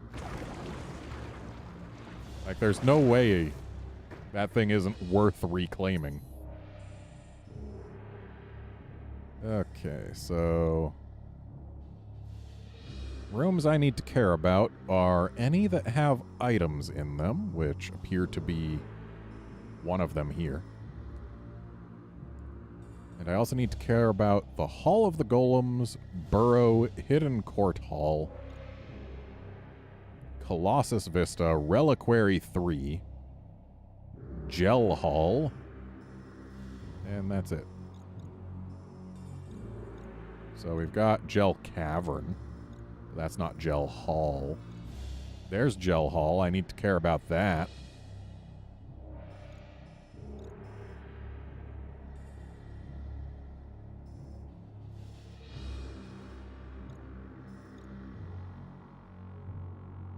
And it looks like Gel Hall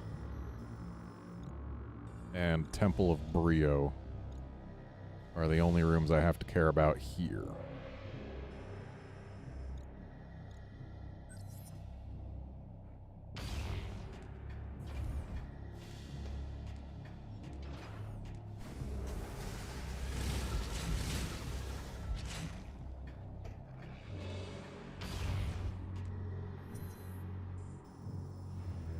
So if I just go straight across, that'll get me to Gel Hall nice and easy.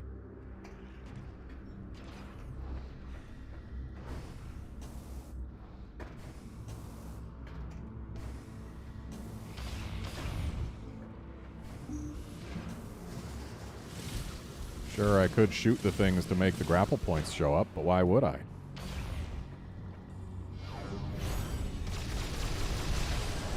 Let's get rid of these phasoids.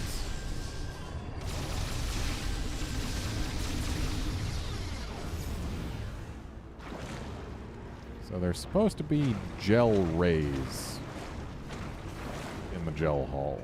A creature that we have not yet scanned. I'm not seeing it. Hopefully they'll spawn in once we go a couple rooms away now that the phasoid is gone.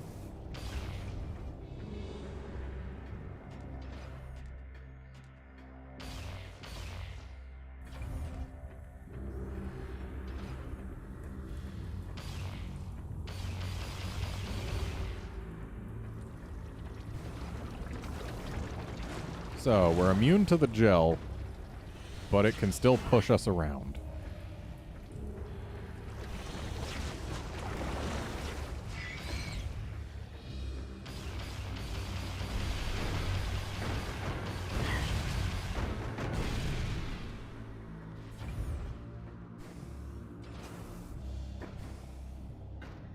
Ah, right. There was phasite plating somewhere in here, wasn't there?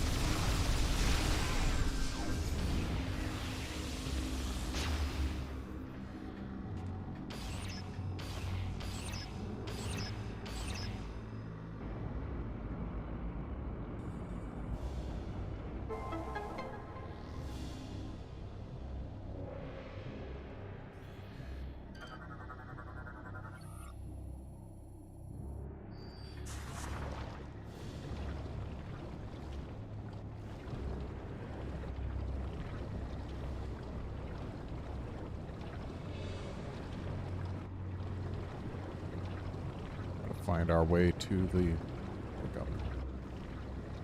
That looks like it.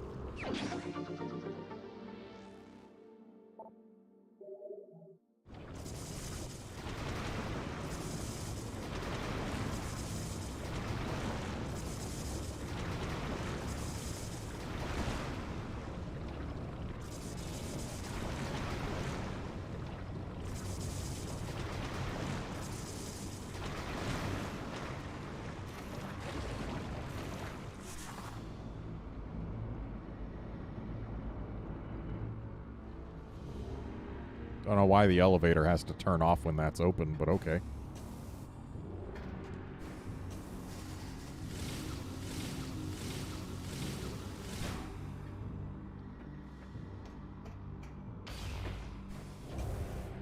gotta go back to the gel hall where hopefully things will have respawned.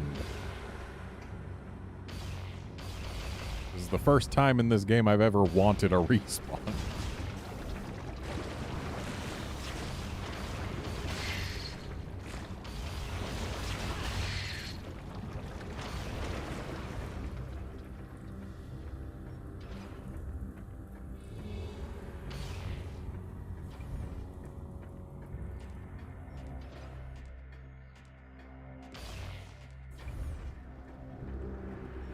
Dang it, that's a phasoid respawn. Is there anywhere other than the gel hall where we can get a gel ray?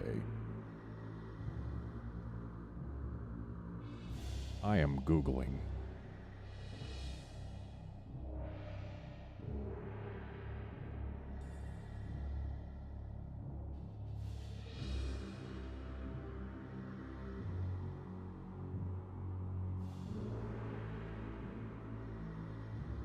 Temple Reservoir and Fuel Gel Pool.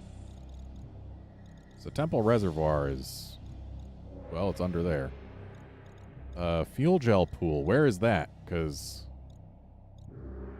if that's somewhere that I can reach from somewhere else, it might be more convenient. But you know what? I should probably go back to the Temple Reservoir before I go anywhere else.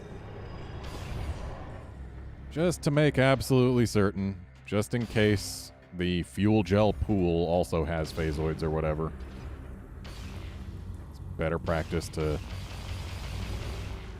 go to the places that we can reach now while we're still here, rather than going to the Fuel Gel Pool and finding out, oops, that's got phasoids instead.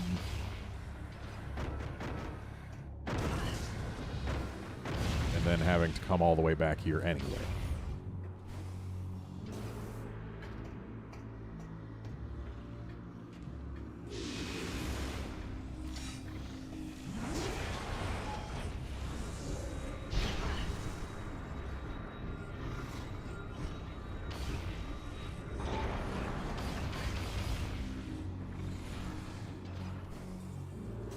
Where are the gel rays? Ah. Come on out, gel ray. No wonder I never scanned one of these things. They just hop in and out as they please. Passive bioform native to Brio. Lives within pools of fuel gel.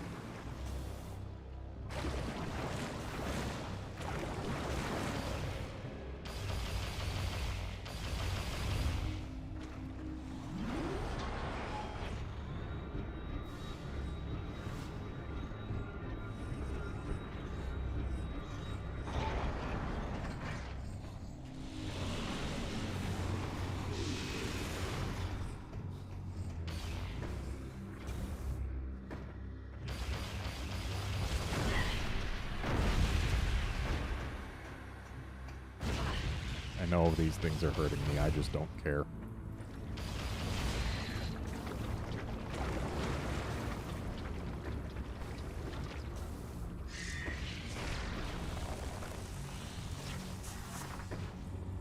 And taking the shortcut back towards the ship.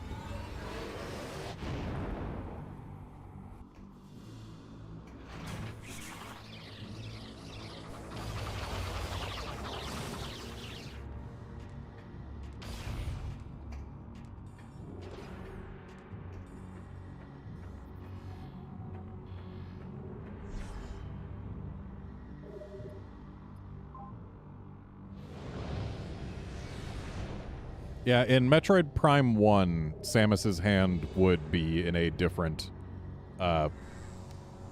she would be holding up her fingers in different ways depending on which beam she had equipped. But in this game, since the beams just all stack together instead of being separate things, her hand will always be in the same position. Or the same pose.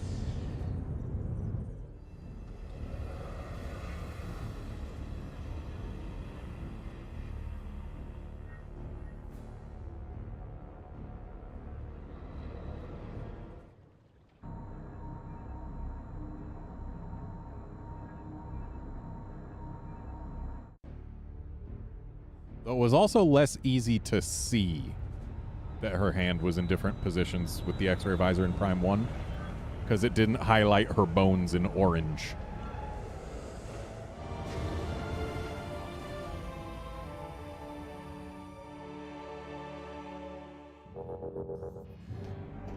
And if we use missiles, I guess she changes the orientation of her hand to make missiles activate.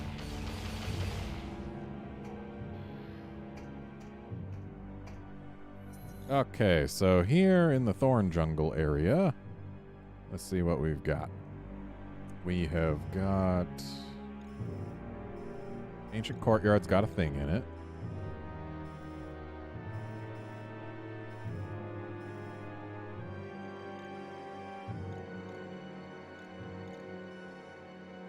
And North Jungle Court has a door that leads to the other area that has lots of things. But on our way there, it looks like only Ancient Courtyard is of any value.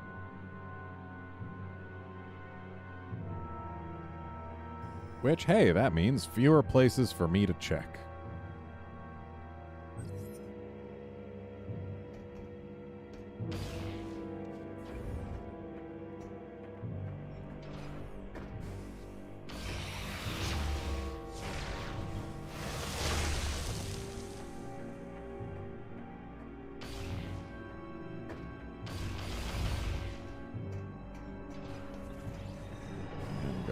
Phasoid. Another 2 phasoids. Bet at least one of them's gonna give us a red. Or not. No reds present.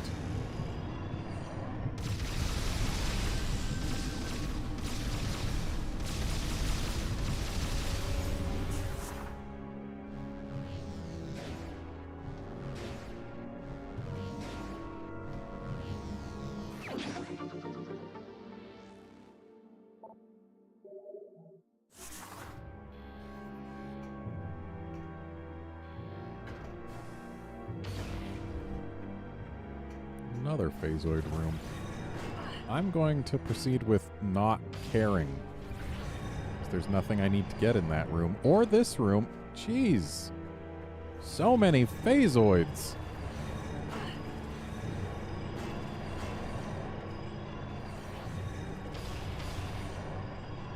So many phasoids.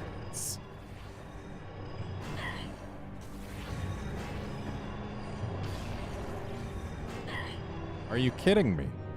Why are there this many phasoids? I mean, I guess they're here instead of pirates now, but, like... Dang.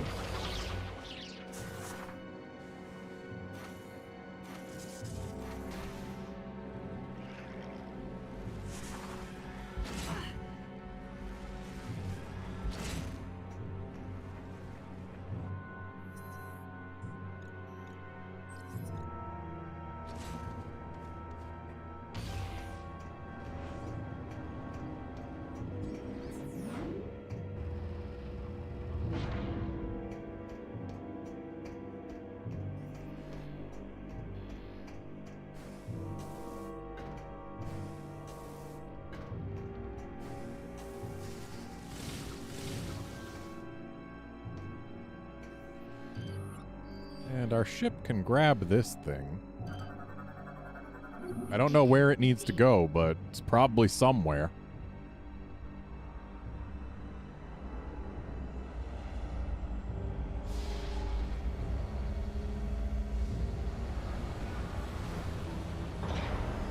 Wherever we need a power generator.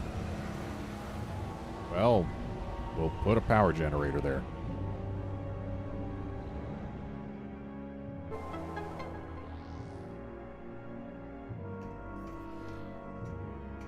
That opens a path.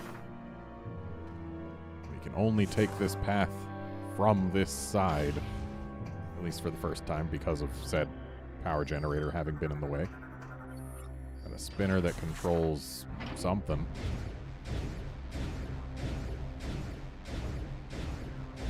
Ah yes, just rotate that bridge into place.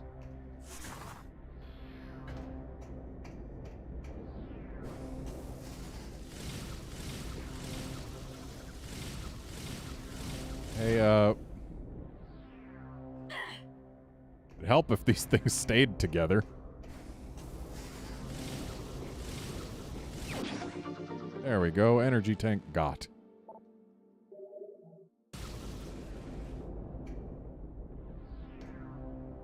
And looks like that's actually the end of the line for us here.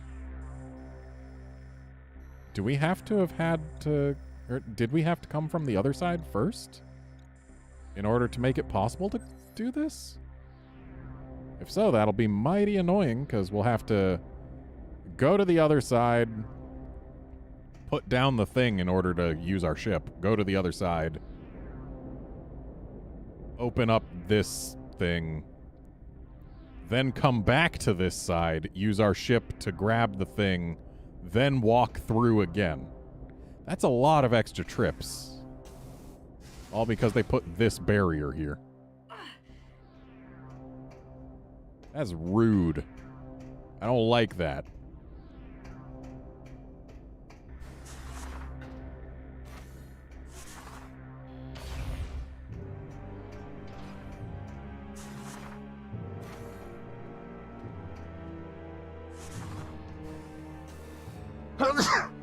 Excuse me.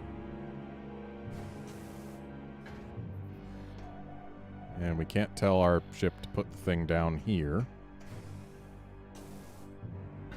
Which means we're going to get back to our ship's landing site, and then it's going to be like, hey, I can't land while I've still got a thing. You want me to put the thing back? And then I'll have to begrudgingly say yes. Begrudgingly.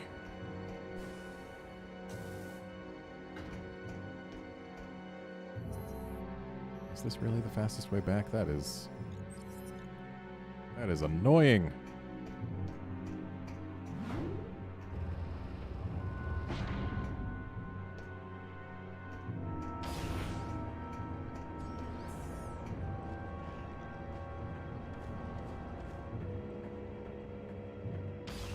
Like, they put locks on both sides of a one-way street. That's what just happened here.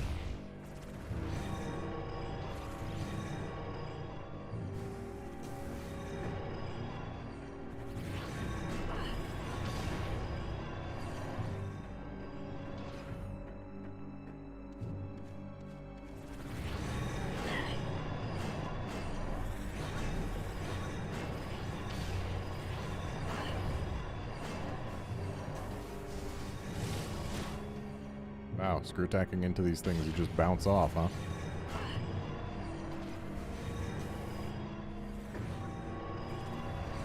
Killing the red phasoids makes phasoids stop spawning in an area, I believe. But you also don't know which one's going to be red until you break the initial one and it breaks into two, which could be red or could be blue. Alright, ship, come back. I need you. Data received.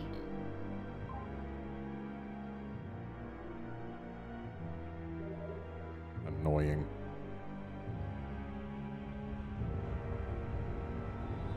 And we can't tell our ship once we land on the other site, hey, go pick up that thing you just had.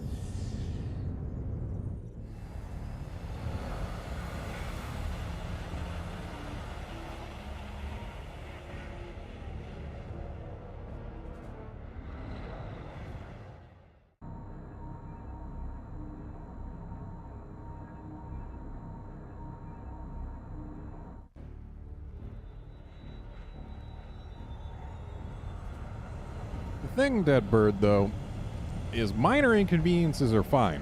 When a game says, hey, come back to this room again later to get the thing in it, I'm fine with that.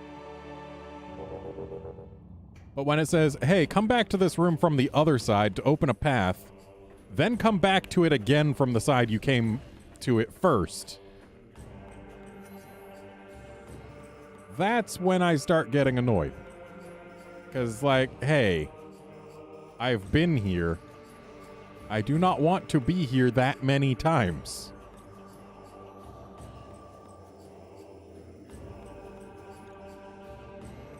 Okay, so I need to care about Colossus Vista, which this is not. Hall of the Golems, Burrow, Hidden Court Hall, and Reliquary 3. Well, that's why I haven't been to Reliquary 3. I haven't been to Reliquary 3. Okay, so are any of these places that I care about? The answer is no. So all the places I care about are either in Cold Brio, which I don't believe we can even get to the map of without going there ourselves. So they're either in there, or they are places that I just haven't been to begin with. Hopefully they're not in Cold Brio. That would be annoying, but we are going to have to go there to check anyway.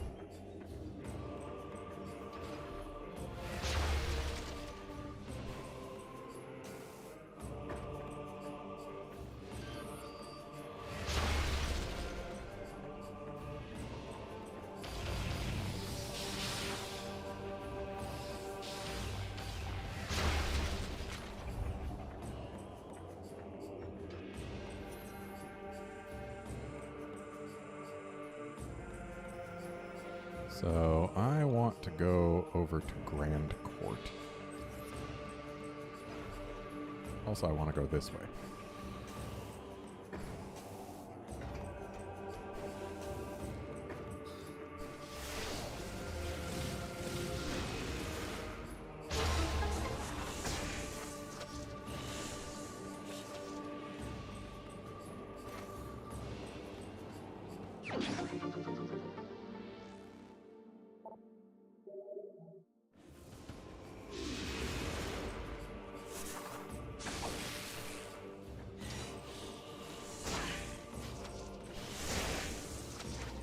You jerk. Actually, hang on. I will be right back. There is someone at the door.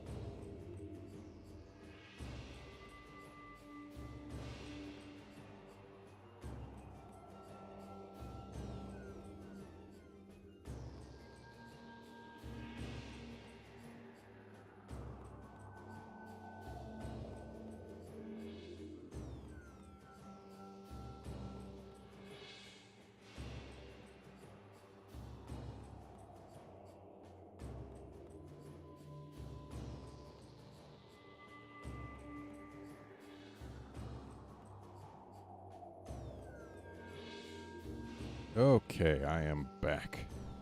'Twas a rather large package for someone who is not me, who lives here. Also, I am now playing the game on cat mode, which makes things difficult. Trying to aim past the cat with my pointer.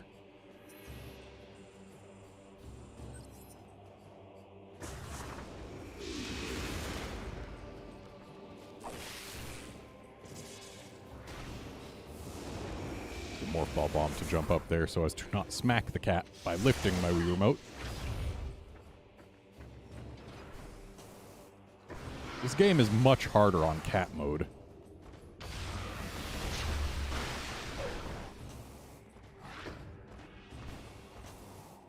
Go this way.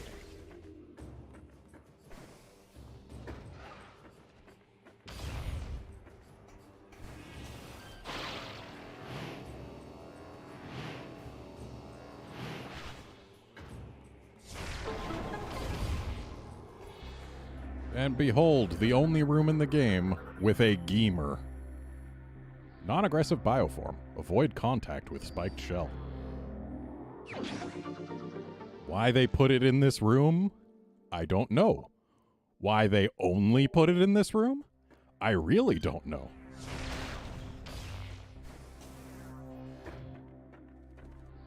Yeah, that's the only thing to scan in here.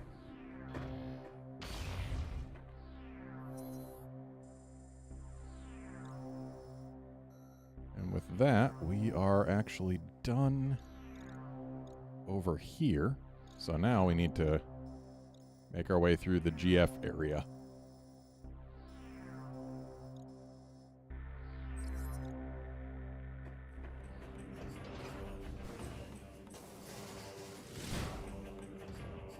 Dang it. If I didn't bonk, we could have saved ourselves the trouble of going through this.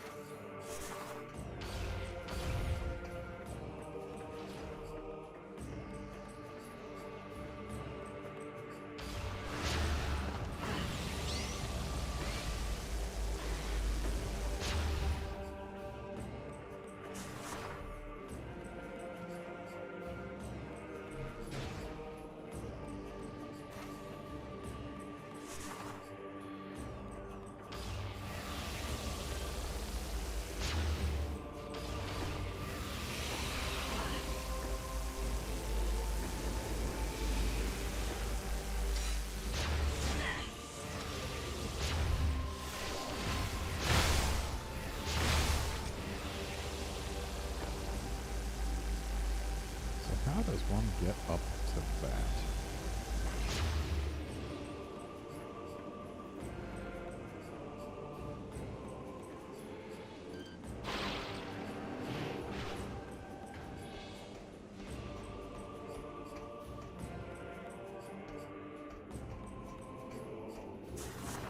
Is there an alternate path through here that, like... Yeah. It's got it.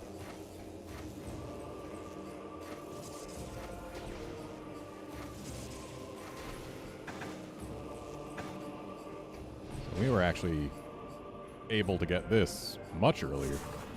Like, as soon as we got here, we were able to get this.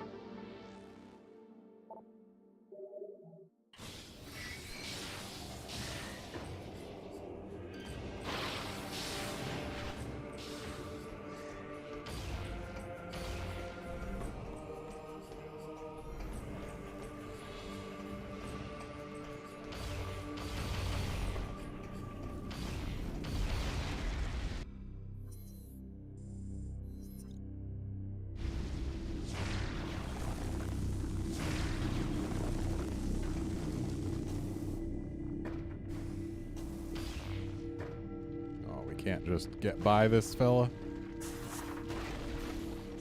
Fine, take me down.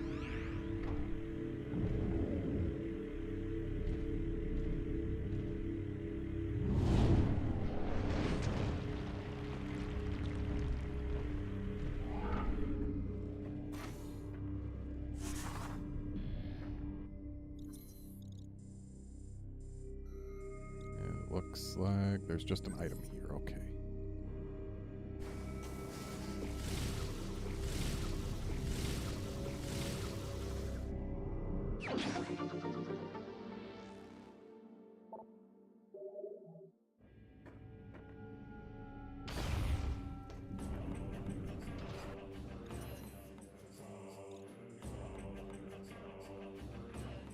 This is Hidden Court, which means Hidden Court Hall should be nearby, right? I guess it's through one of these doors, huh?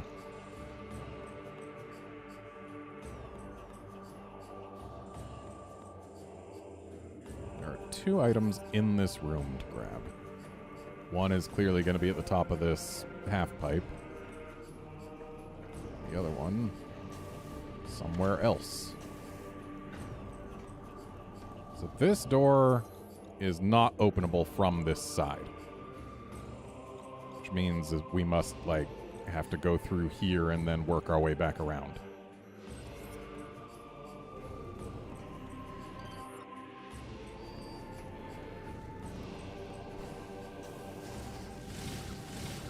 That's clearly not how to get up there.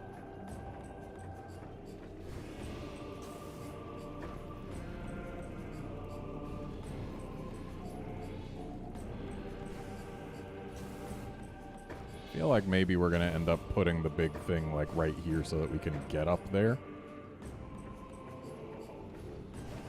Or maybe I'm just not looking around well enough and not noticing that, hey, you can probably make that jump if I'm not an idiot about it.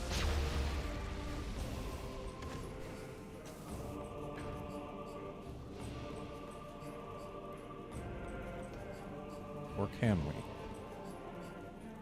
Maybe the morph ball path there is... No, that wouldn't lead us up either. Oh, come on. I was totally up there. Is this all for later? No, it is not. Haha. We made it.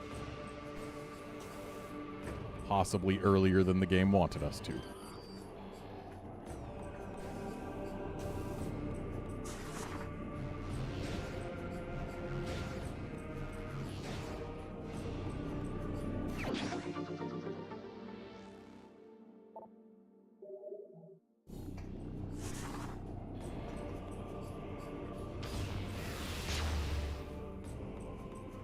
Now we should be able to get over to there, which might actually let us drop down behind the gate.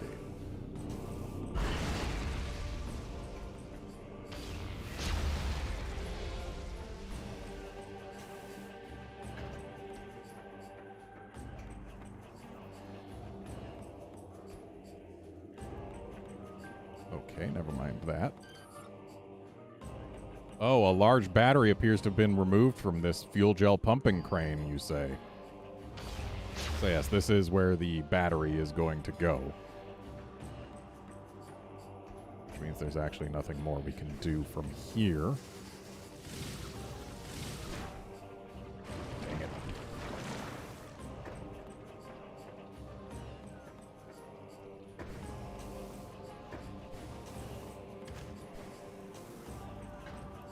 I'm going to use my sequence break. May not even be a sequence break, but I'm going to use it.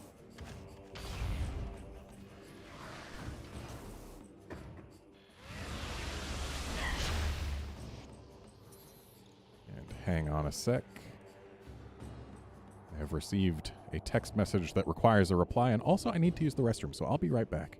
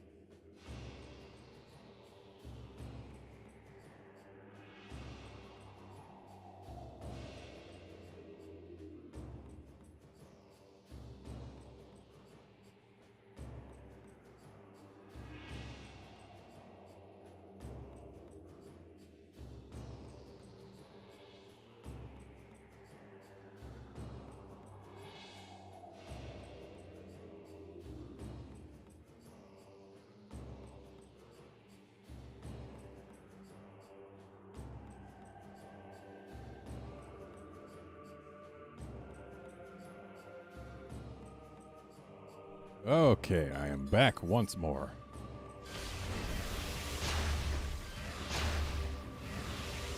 So we are in Hidden Court Hall, which means there is a lore thingy to find here.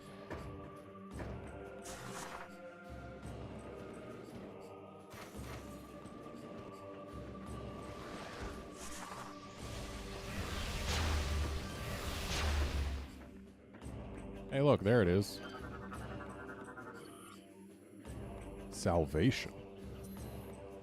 The great machines of the Science Lords performed flawlessly. They absorbed the toxins and pollution in the air and soil, preserving the remaining fertile land of Brio. Yet the planet's climate was forever changed, leaving one side eternally scorched by the sun, the other forever in the icy grasp of darkness.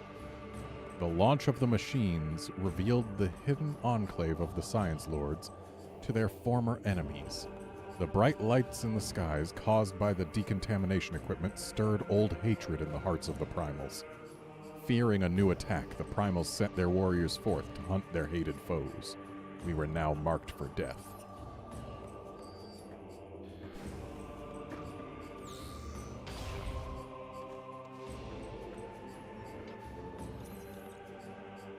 And hey, here's Fuel Gel Pool, which doesn't have anything in specific for us. Other than that item. And probably also that item beneath it that appears to be off-map.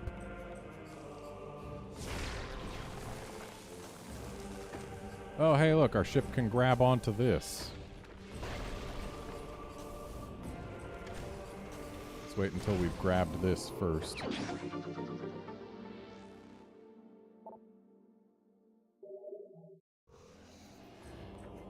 So apparently somewhere there's going to be a giant Moganar statue missing a head. Or else we just lift this up here so that we can get under it and not really bring it anywhere. I suppose that's possible.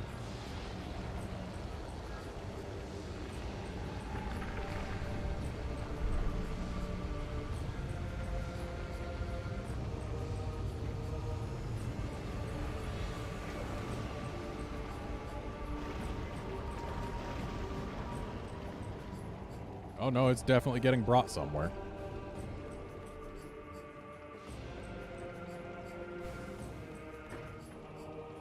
Aha! We couldn't have gotten this without getting... Well, we probably could have gotten it without getting the hazard shield, but it wouldn't have been as painless.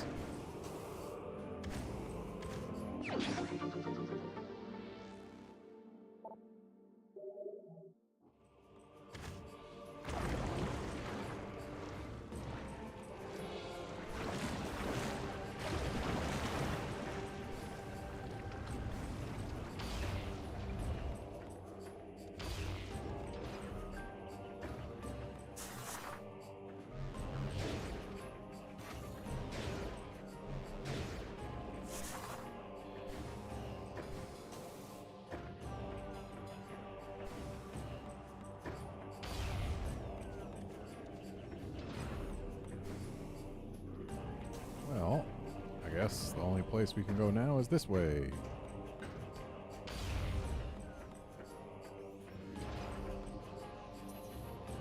Ruined Shrine is not any of our concern.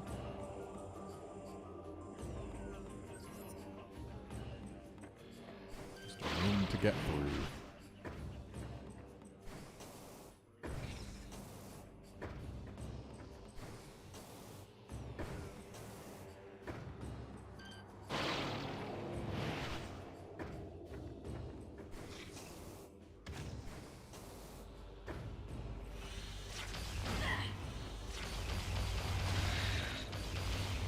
Decentish switch axe sets for Rise.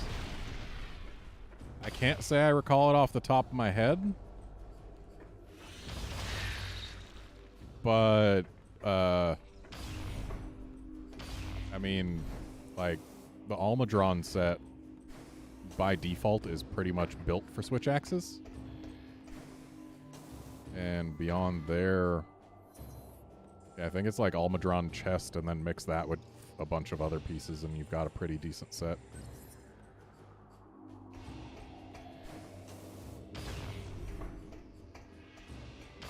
Honestly, just look for Rapid Morph.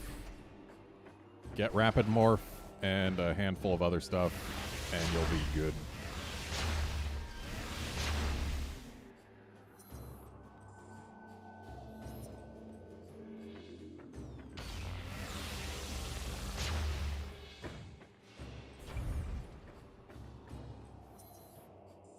Okay, so here in the Hall of the Golems, we have 2 creatures and a lore panel to scan.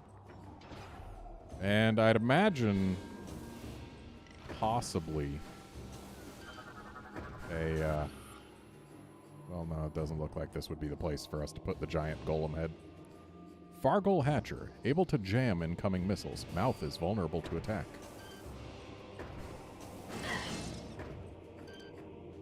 Let me scan the things that pose a threat to me, game. I don't know why this game is so adamant that you have to lock on exactly to the thing that you're trying to scan.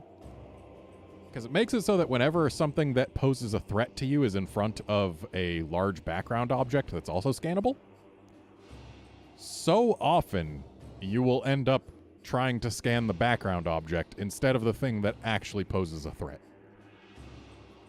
Anyway, Fargol Wasp, protective of parent bioform, capable of self-detonation.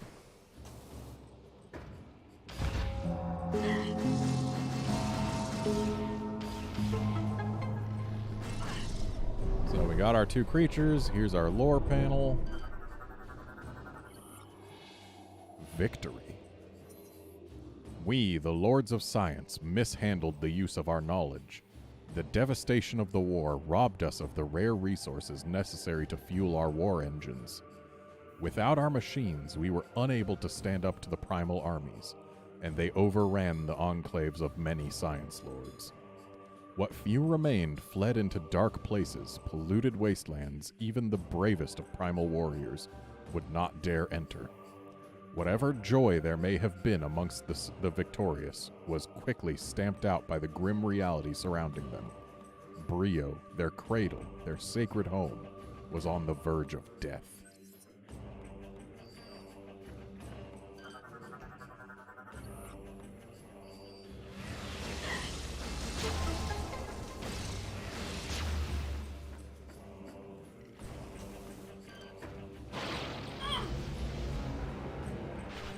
This is a supply power. And we need to get rid of this thing before it sends more of its children at us.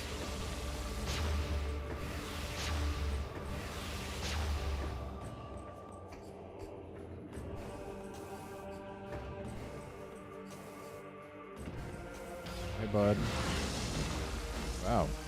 Didn't realize you could do that energy pulse thing. Open up.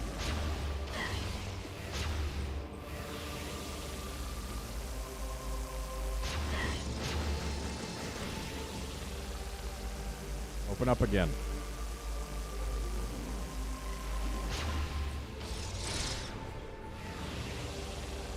Why are you still alive?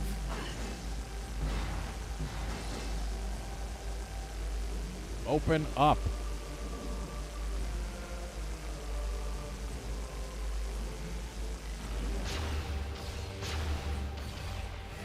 There. You and your vile brood shall bother me no more.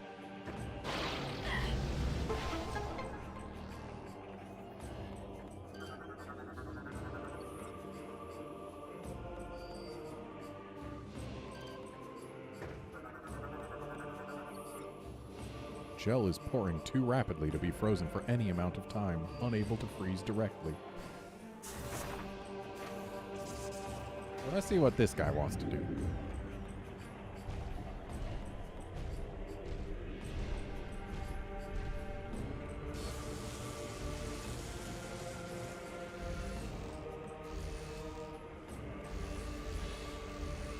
is quite the spider ball rail system to energize all at once.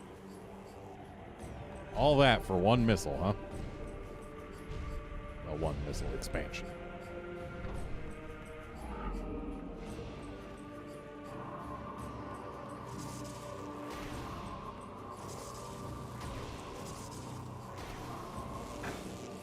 Oh, didn't realize that was going to get all zappy.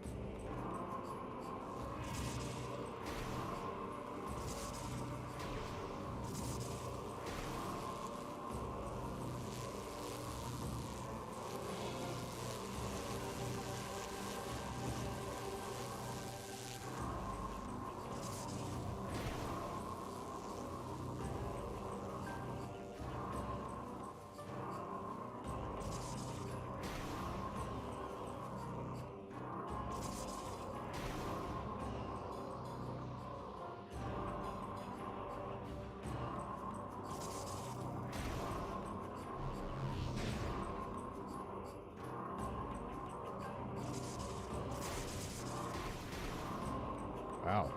I don't think I've ever had to do a double bomb jump while on a spider ball track before.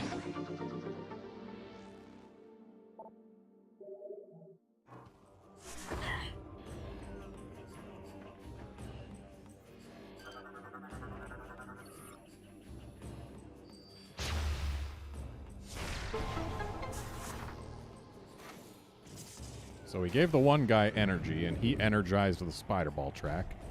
This guy, we blow open a cold-based clamp, and he's going to freeze the fuel gel. Yep.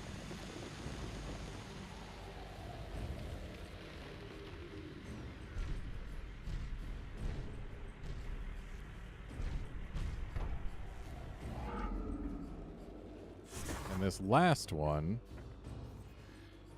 we melted away a heat-sensitive thing in there. And he is going to melt that wall for us. So they're all taking what we gave them and amplifying it.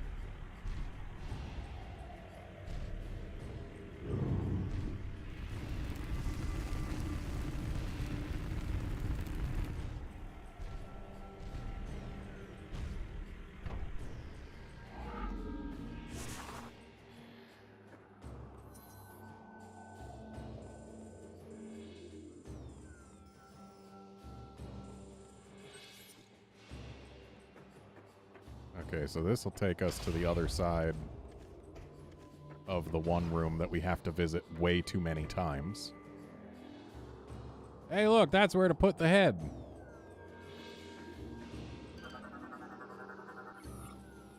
Colossal war golems used their size to crush opponents. A piece appears to be missing.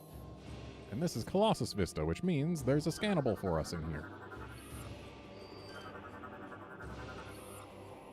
Cage, invulnerable to weaponry. A giant impact could probably shatter and destroy the bars. Well, maybe there's a giant impactor right there.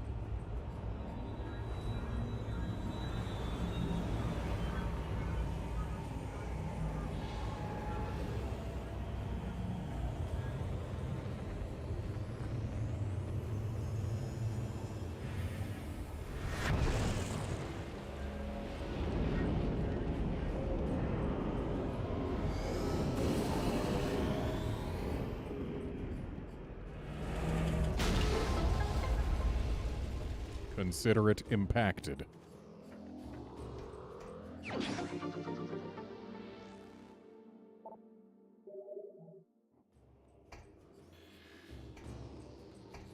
There were definitely times in the other Metroid Prime games where you needed double bomb jumps to reach certain things. But double was always the limit. Decline. Forgotten in exile, a creature of myth, I, the last Lord of Science, worked tirelessly to protect myself and this world. I crafted magics and machines to bring life back to the wastelands. I found a new source of natural energy in the land and called it fuel gel. I vowed to atone for the devastation inflicted upon Brio, caused by both science and war. Yet, while I toiled, the primals slipped slowly into barbarism. With no science lords to hunt, they turned on each other, tribe against tribe. Magic was lost to them, and they became as savage as the predator beasts of the wild.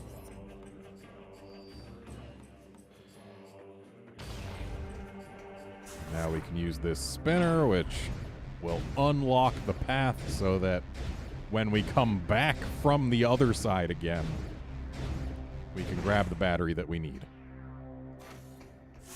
and actually bring it where it needs to go. How annoying.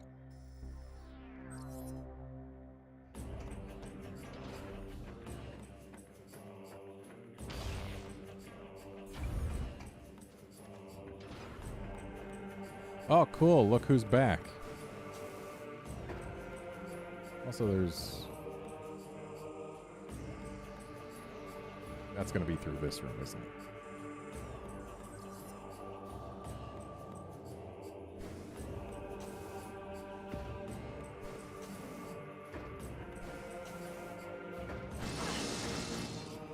Yes, thank you for gifting me with the presence of your children. Okay, yep, that is absolutely in here.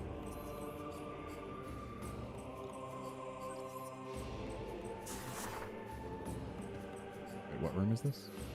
This is Burrow. That means there's a lore thingy in here.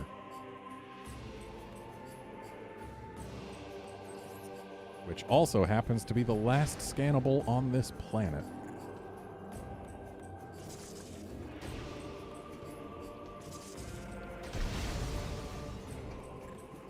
Wow, that took us surprisingly far down.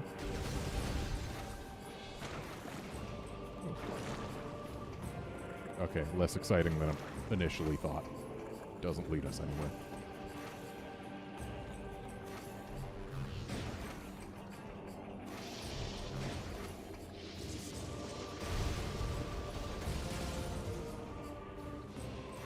What about this? Oh, nothing.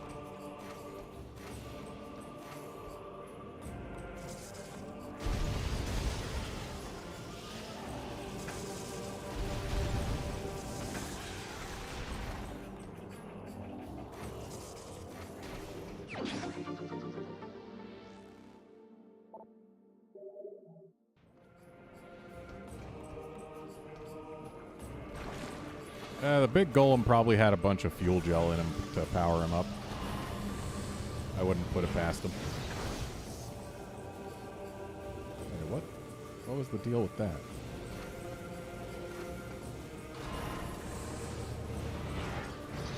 Oh. Well, that wasn't exciting. And there's our last lore panel.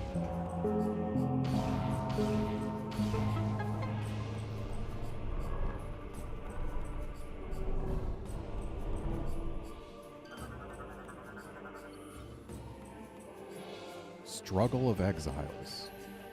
As the followers of the primal traditions celebrated their victory, a number of surviving science lords gathered in a hidden sanctuary.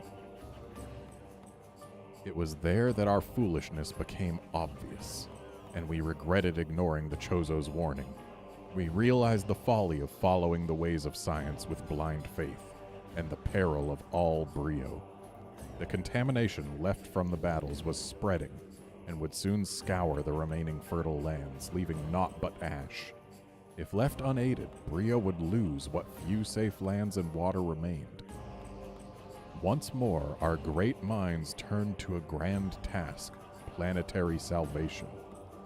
As our enemies searched the lands for us, the last lords of science, we created our final machines and launched them into the heavens.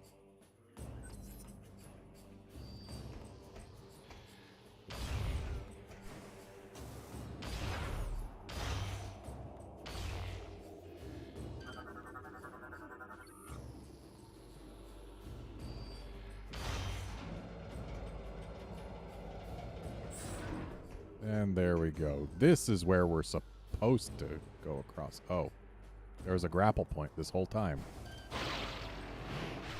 I wasn't supposed to get over here via thing. Screw attack. I was supposed to just grapple over. Okay, so now let's get to the hangar bay so that we can get over to here, come back over here, grab the thing, come back over here, put it in, and get this last item. Which is possibly the last item on Brio, though the last item on Brio could well be in cold Brio. And I'm going to have to go find out anyway. Either way, to the ship. Oh man, I gotta go back up the ruined shrine.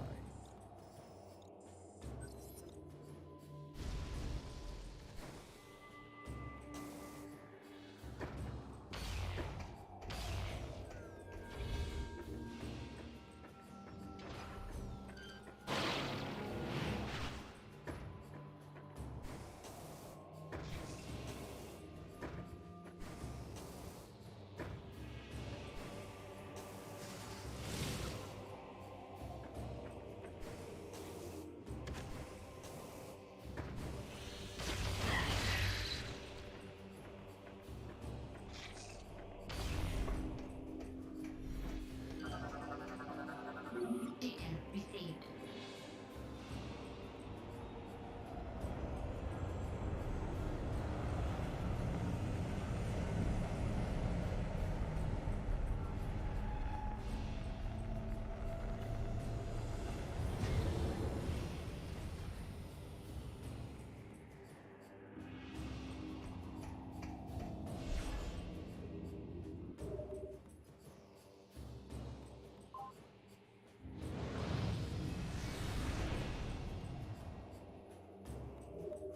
I need to find out if we can actually look at Cold Brio's map without going there. Because that would save us a lot of time if we could.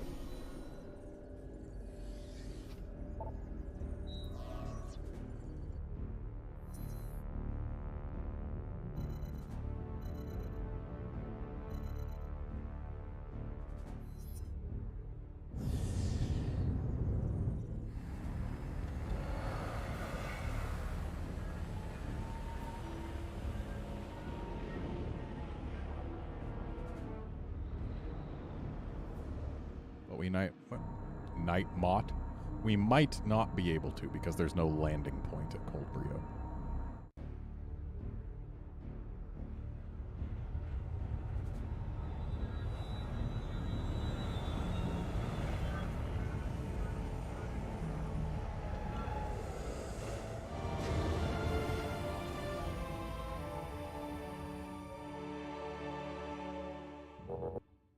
Let's actually take a look. Current planet. Fiery air dock, because that's got the warp site alpha, which takes us to Cold Brio, but it looks like I can't move the map anywhere from here, so I can't select that area.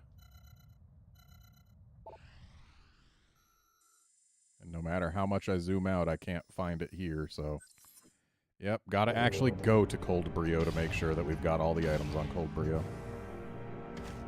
Though, it might be better to just go back to the Space Pirate homeworld when we're done with this battery.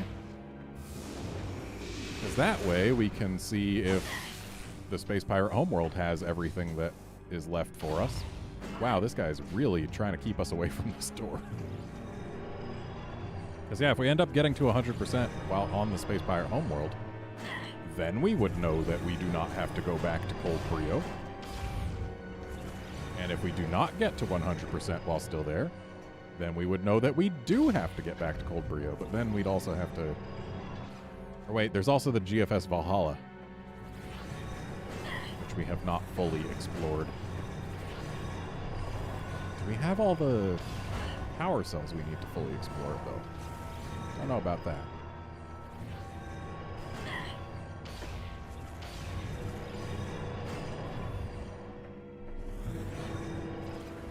Ignoring phasoids because they are not worth anything to us.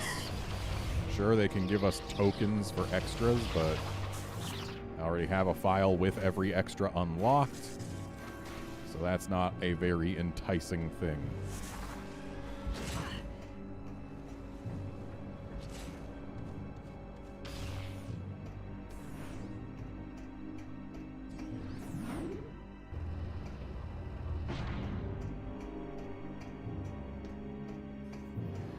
Ship, grab that. Data received.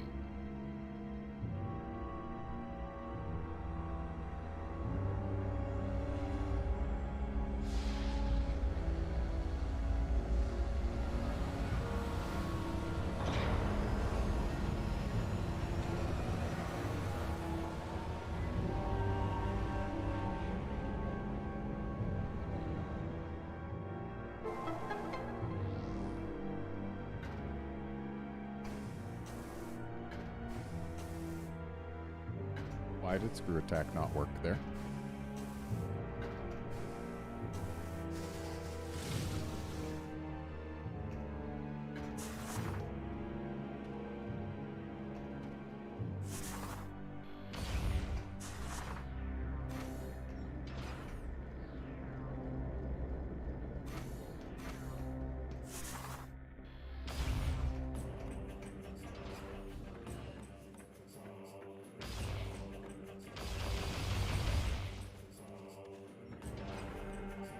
Oh, hey, look, it's that thing again. Now, I guess it would be faster to go up top and then through here again to get us to Hidden Court.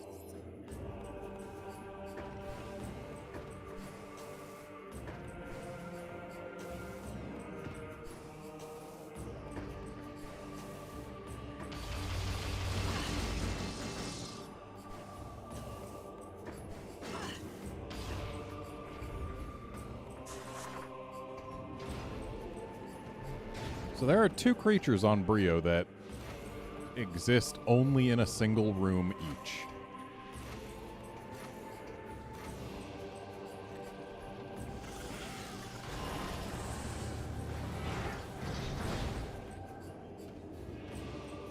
Three if you count one of them's offspring.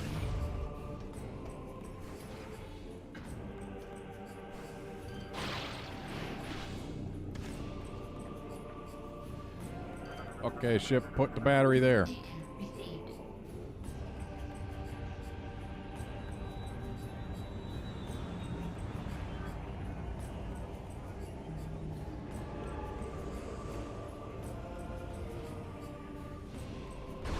Couldn't have put it down more gently than that? Oh, hey, that looks like a power cell.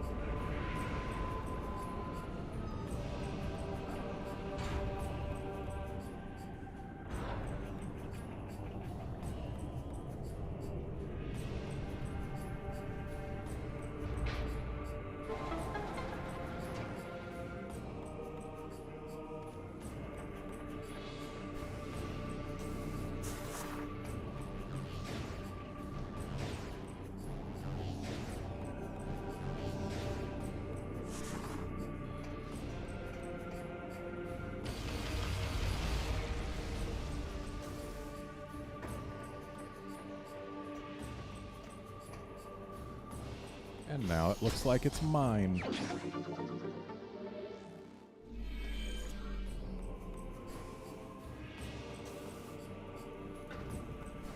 And now we gotta go through here once more to quickly get to where our ship docks.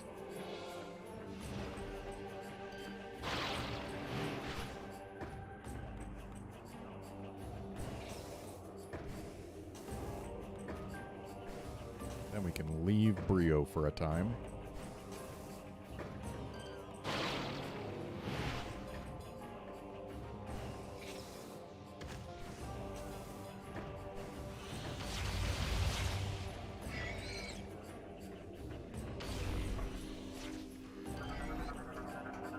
Data received.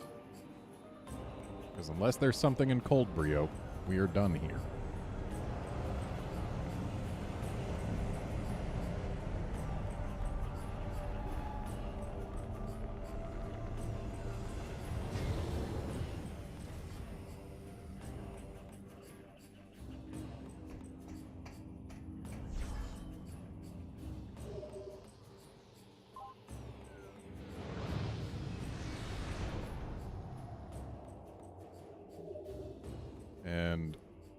I'm gonna go to the Valhalla now. Under the assumption that maybe we have all the fuel cells. Or energy cells, or whatever they are. Because if we do, then we can get through the Valhalla to do a thing that we are absolutely required to do in order to finish the game.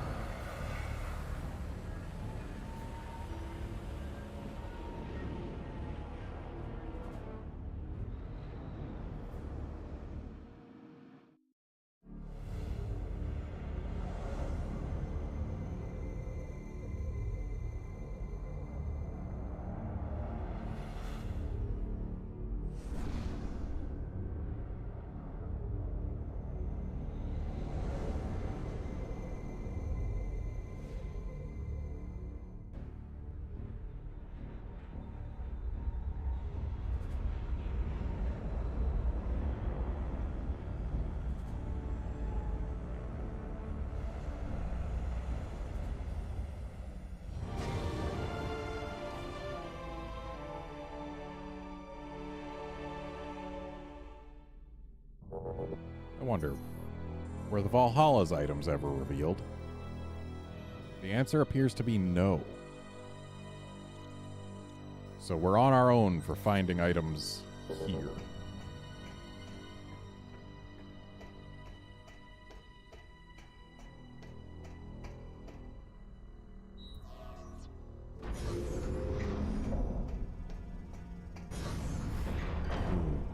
We need to scan these. Phazon Shriekbat. Aggressive ceiling dweller that dive bombs approaching organisms. And with that, there are 2 scans left here on the Valhalla.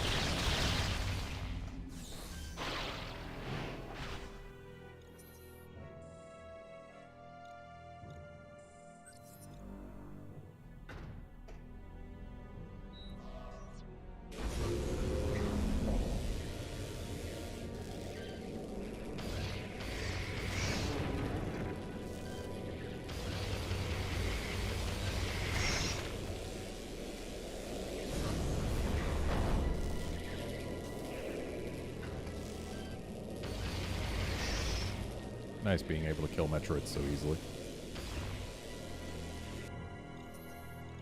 So we need to use 2 fuel cell, or energy cells, whatever they are.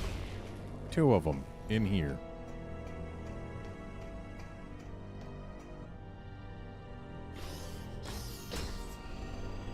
There's 1. There's 2.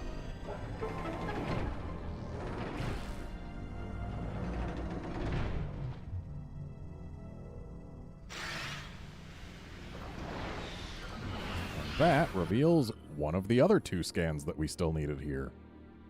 Phase-ing. Wall-crawling shapeshifter. Vulnerable to physical stress. So yeah, Phazon is going and cloning inglets, apparently.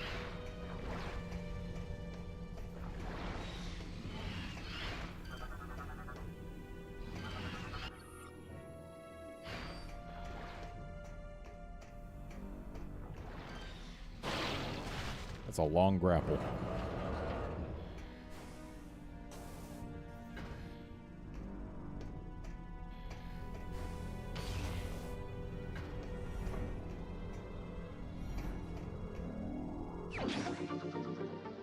Alright, so we just used 2 energy cells to get 1 missile expansion.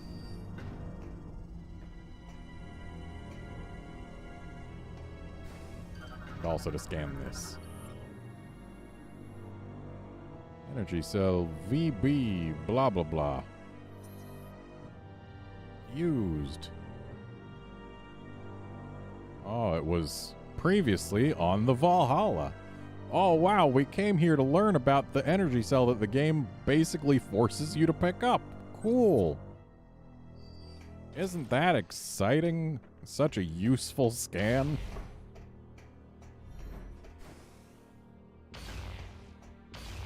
Feels like a waste of 2 energy cells, honestly.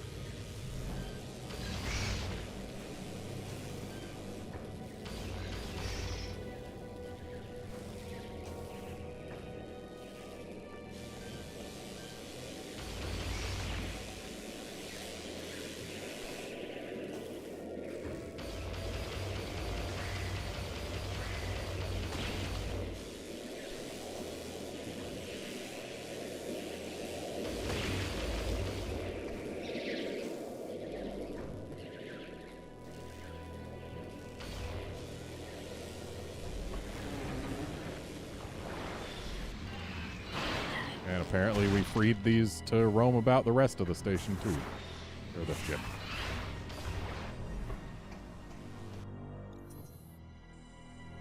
So... Still feel like maybe MedLab Alpha might have something, considering it's got that little area that juts out. Like, it's got a morph ball tunnel. So the last time I was here, I couldn't find any access for said morph ball tunnel.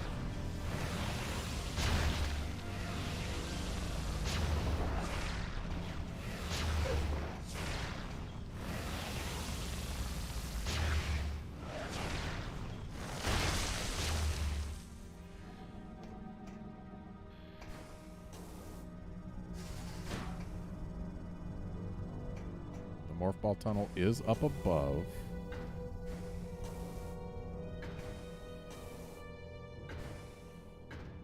Yeah, I don't see any means of getting into it. I know we could get into this morph ball tunnel down here, and there was an item down there that we grabbed. But the fact that there's something on the map showing this, it bugs me.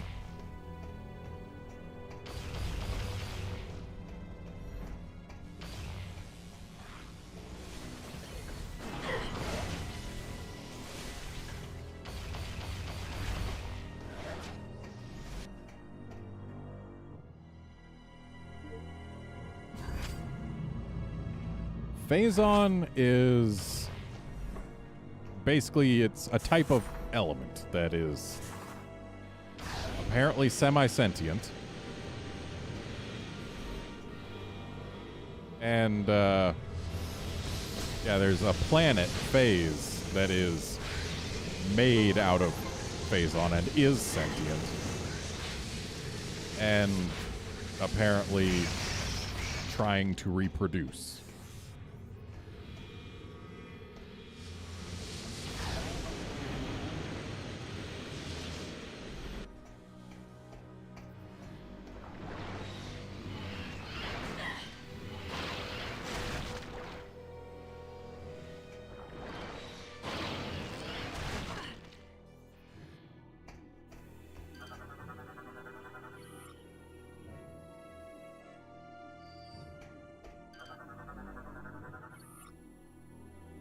Scans detect life support systems of subject's suit malfunctioned. Trooper suffocated to death. Subject appears to have been attacked from behind. All life energy was siphoned. Trooper was impaled on an energy scythe before being thrown into canisters. Security door has been blown out from its position. Phazon-based explosives are likely the cause. Energy burns on Trooper's armor indicate he was flung by an explosion into the window.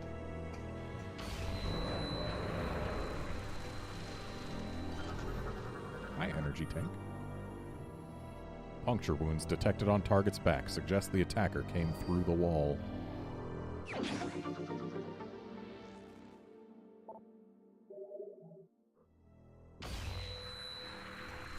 Phazon also has highly mutagenic properties. So it mutates things. But until this game, Phazon itself had never been seen as anything sentient. It had just been a substance. Until this game went and had a whole planet made of it that was sentient. And also enemies that are made entirely out of Phazon.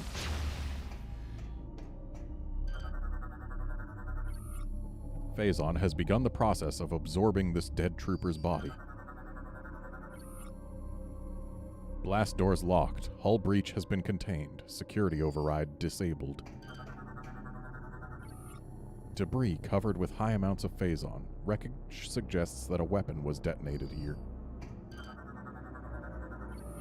The Phazon spreading out from this target suggests his PED tank malfunctioned.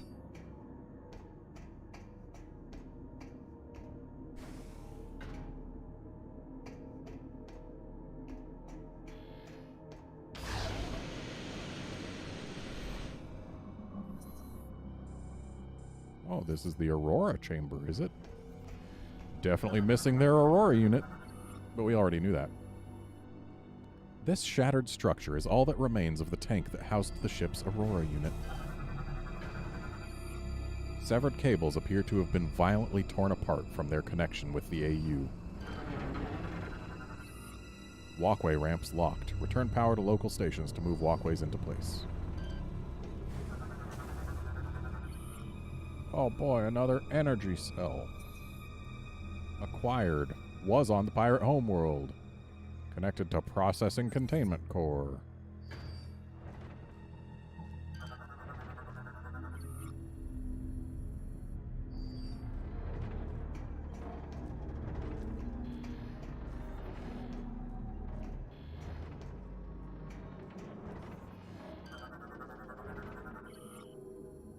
Another energy cell.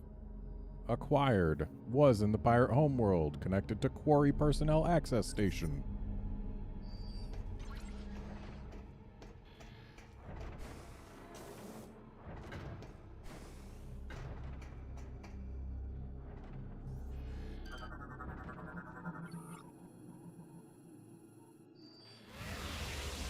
Time for percussive maintenance.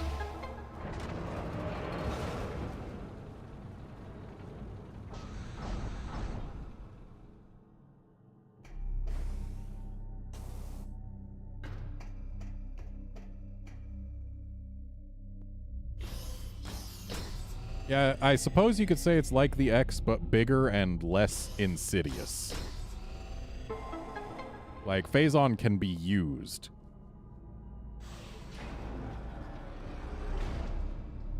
And while it does have mutagenic properties, it doesn't always corrupt things. It's specifically the presence of Dark Samus is what... Dark Samus and the planet phase itself are what lend Phazon any properties other than what it just naturally has. Oh, look! A third Metroid hatcher today. Isn't that exciting? Oh boy. Yep, that's the same thing we've already fought. Time to one-shot it.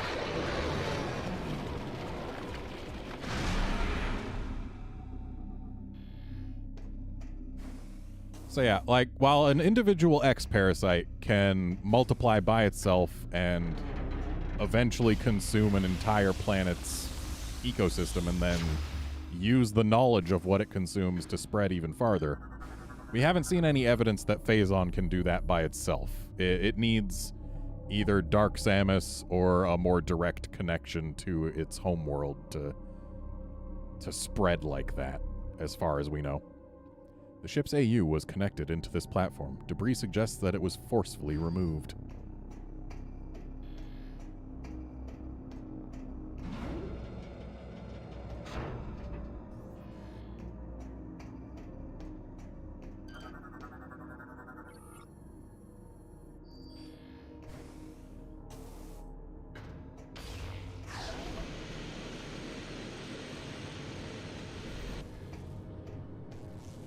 Oh, look who's got a meal. Bioform has flatlined. Cause of death, puncture wounds from multiple attackers.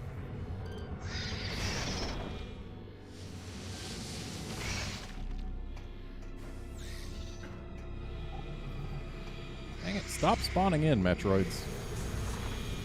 Also, don't grab me before I can shoot you in the brains.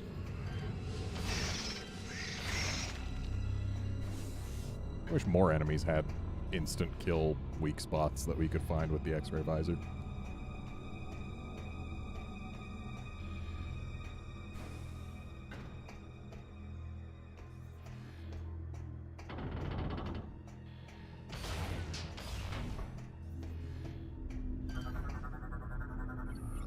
Target was part of an energy generation system that fed power into the ship's Aurora unit. Bioform died from internal bleeding from assault rifle wounds. Melee weapon is missing. Oh hey, our last lore scannable. From the Federation, actually. The Anher incident. Planet Aether, home of the Luminoth, was struck by a Phazon meteor 5 decades ago. The impact had catastrophic effects on the already unstable planet, creating a dark twin of the planet, and a dire race known as the Ing. A brutal war between the twin planets took place, with the Ing gaining the upper hand. The GFS Tyr went to the sector to investigate pirate activity, but were forced to make an emergency landing on Aether. Shortly after, the entire crew of Tyr was attacked and annihilated by the Ing. Hunter Samus Aran was sent to investigate, and wound up entangled in the local conflict. Aran fought against both space pirates and Ing, and arose victorious. Aether's dark twin vanished, taking with it the Ing horde, and the planet's peace was finally restored. After the Aether incident, the Federation sent the GFS Anher back to Aether to deal with the pirate base. Upon arrival, the crew and marines of the Anher assisted the native Luminoth in dismantling an abandoned space pirate mining facility. During the operation, the crew detected the presence of Phazon. The ship's crew investigated and collected several kilograms of ore, which would later lead to the development of the PED.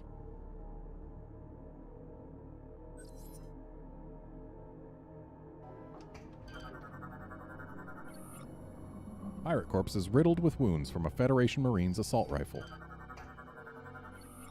Target's body has suffered a large number of energy burns from Phazon-based weapons.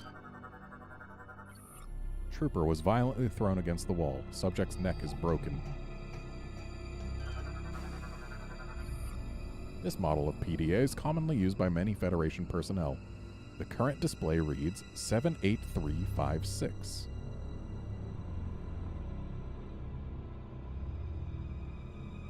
Just taking a note of that. Trooper appears to have been cornered before being impaled with a pirate melee weapon.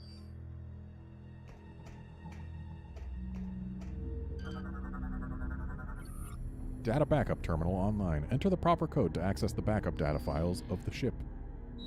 So we actually have 5 different codes that we've been given, and I'm going to try all of them. So first, 28413. Okay, so these ones won't work. We have to use the one from here. 78356.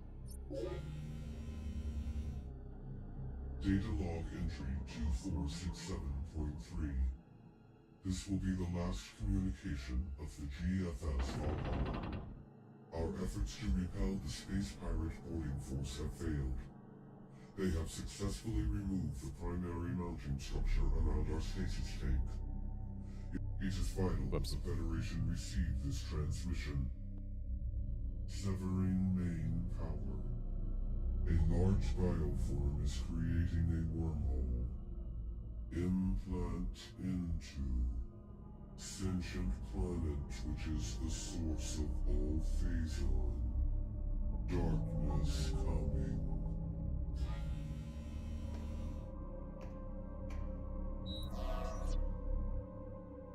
Let's try that again, so that we can hear the part that I accidentally skipped. Data log entry. Our efforts to repel the space pirate boarding force have failed. They have successfully removed the primary mounting structure around our stasis tank. It is obvious now that they intend to extract us from the Valhalla. Okay, that's it. A large darkness coming. Okay, what happens if we try the other codes now?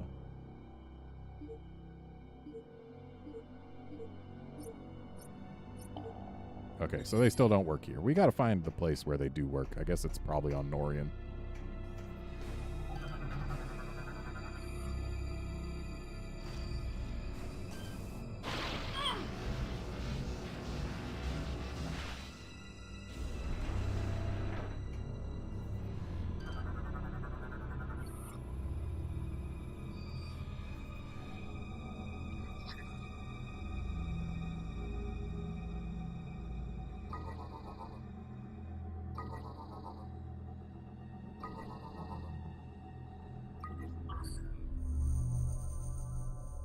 And if we didn't do this, we would be unable to complete the game.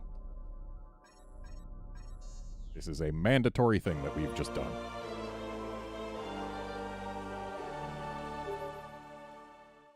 The data you just acquired appears to be a space pirate entry code. We are unable to determine its purpose at this time. Its purpose is letting us complete the game. Holograms provide in-depth info on how the space pirates have taken control of Leviathans.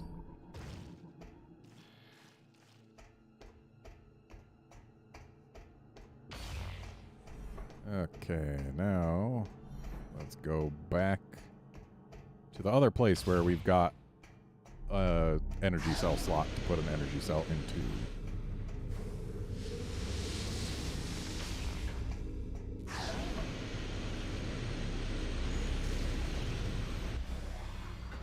Ignoring things along the way.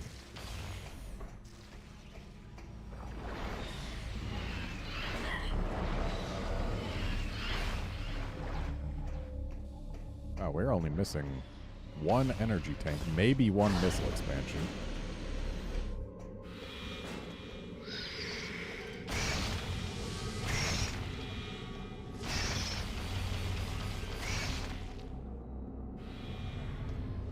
Oh. Kind of need to use seeker missiles to get through here.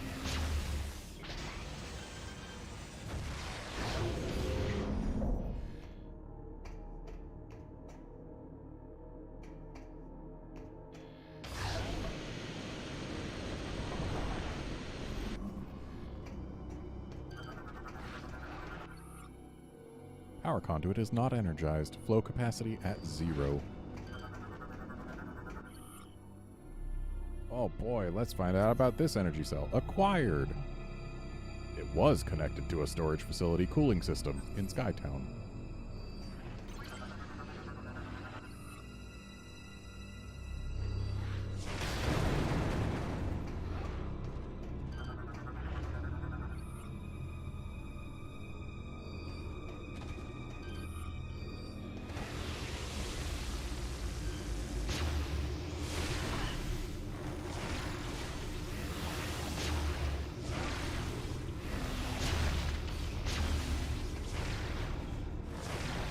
Freeze.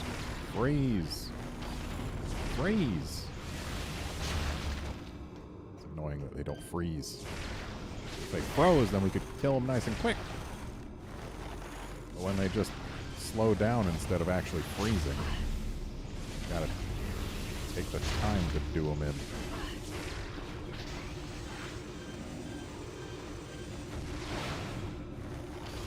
Even 5 missiles isn't enough to freeze these jerks.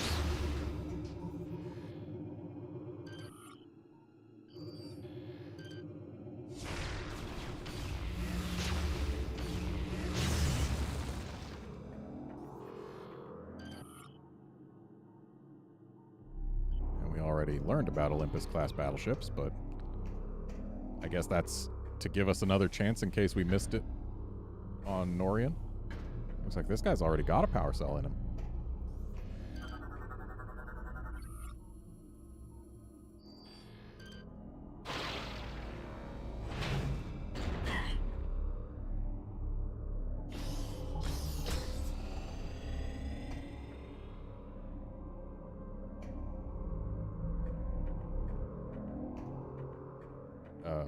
There's another stop.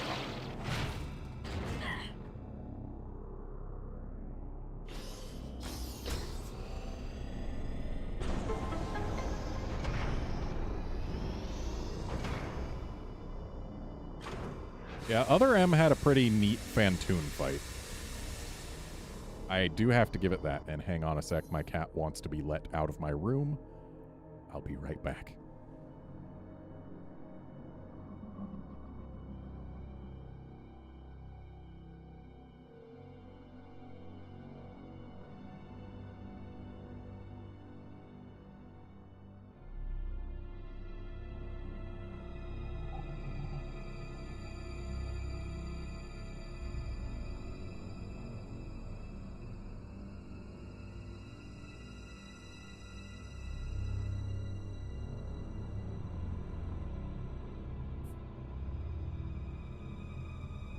Okay, I am back.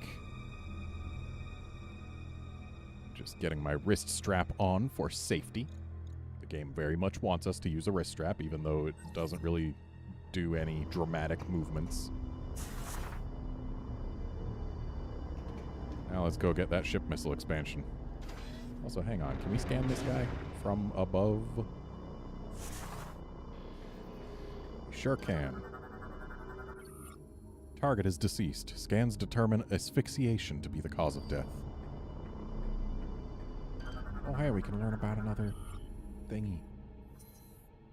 Used. Previously in the Pirate Homeworld, connected to Central Command Exhaust System.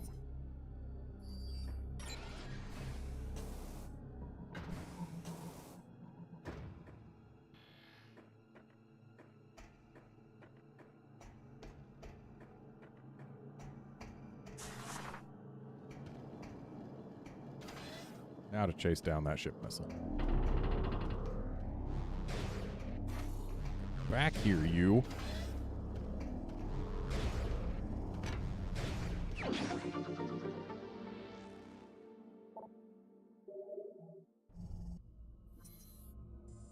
Hey, we did make it back into MedLab Alpha. And we've explored the whole of the GFS Valhalla.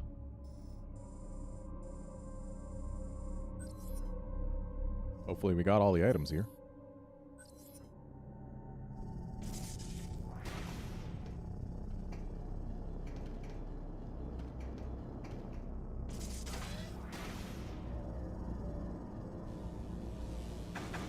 Ow. Ow.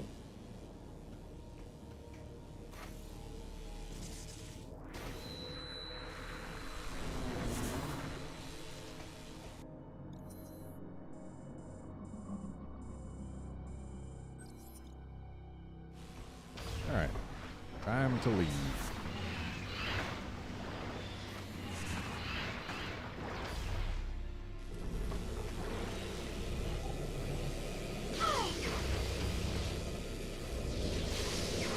Just let me through, please. You ever stop? Guess we gotta go this way.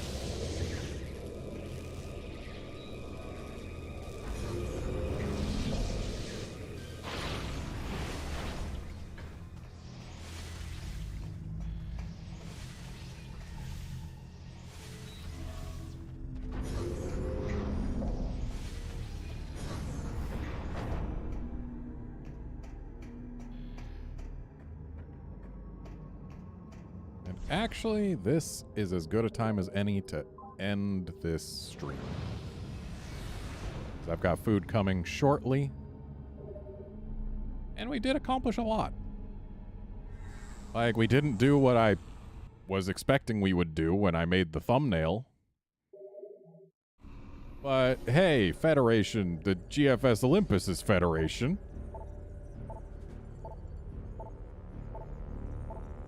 So yeah, thanks everyone for coming by, joining in to watch and chat and all of that. And I will see you folks next time when we will commence an assault on the pirate homeworld. See ya then, friends.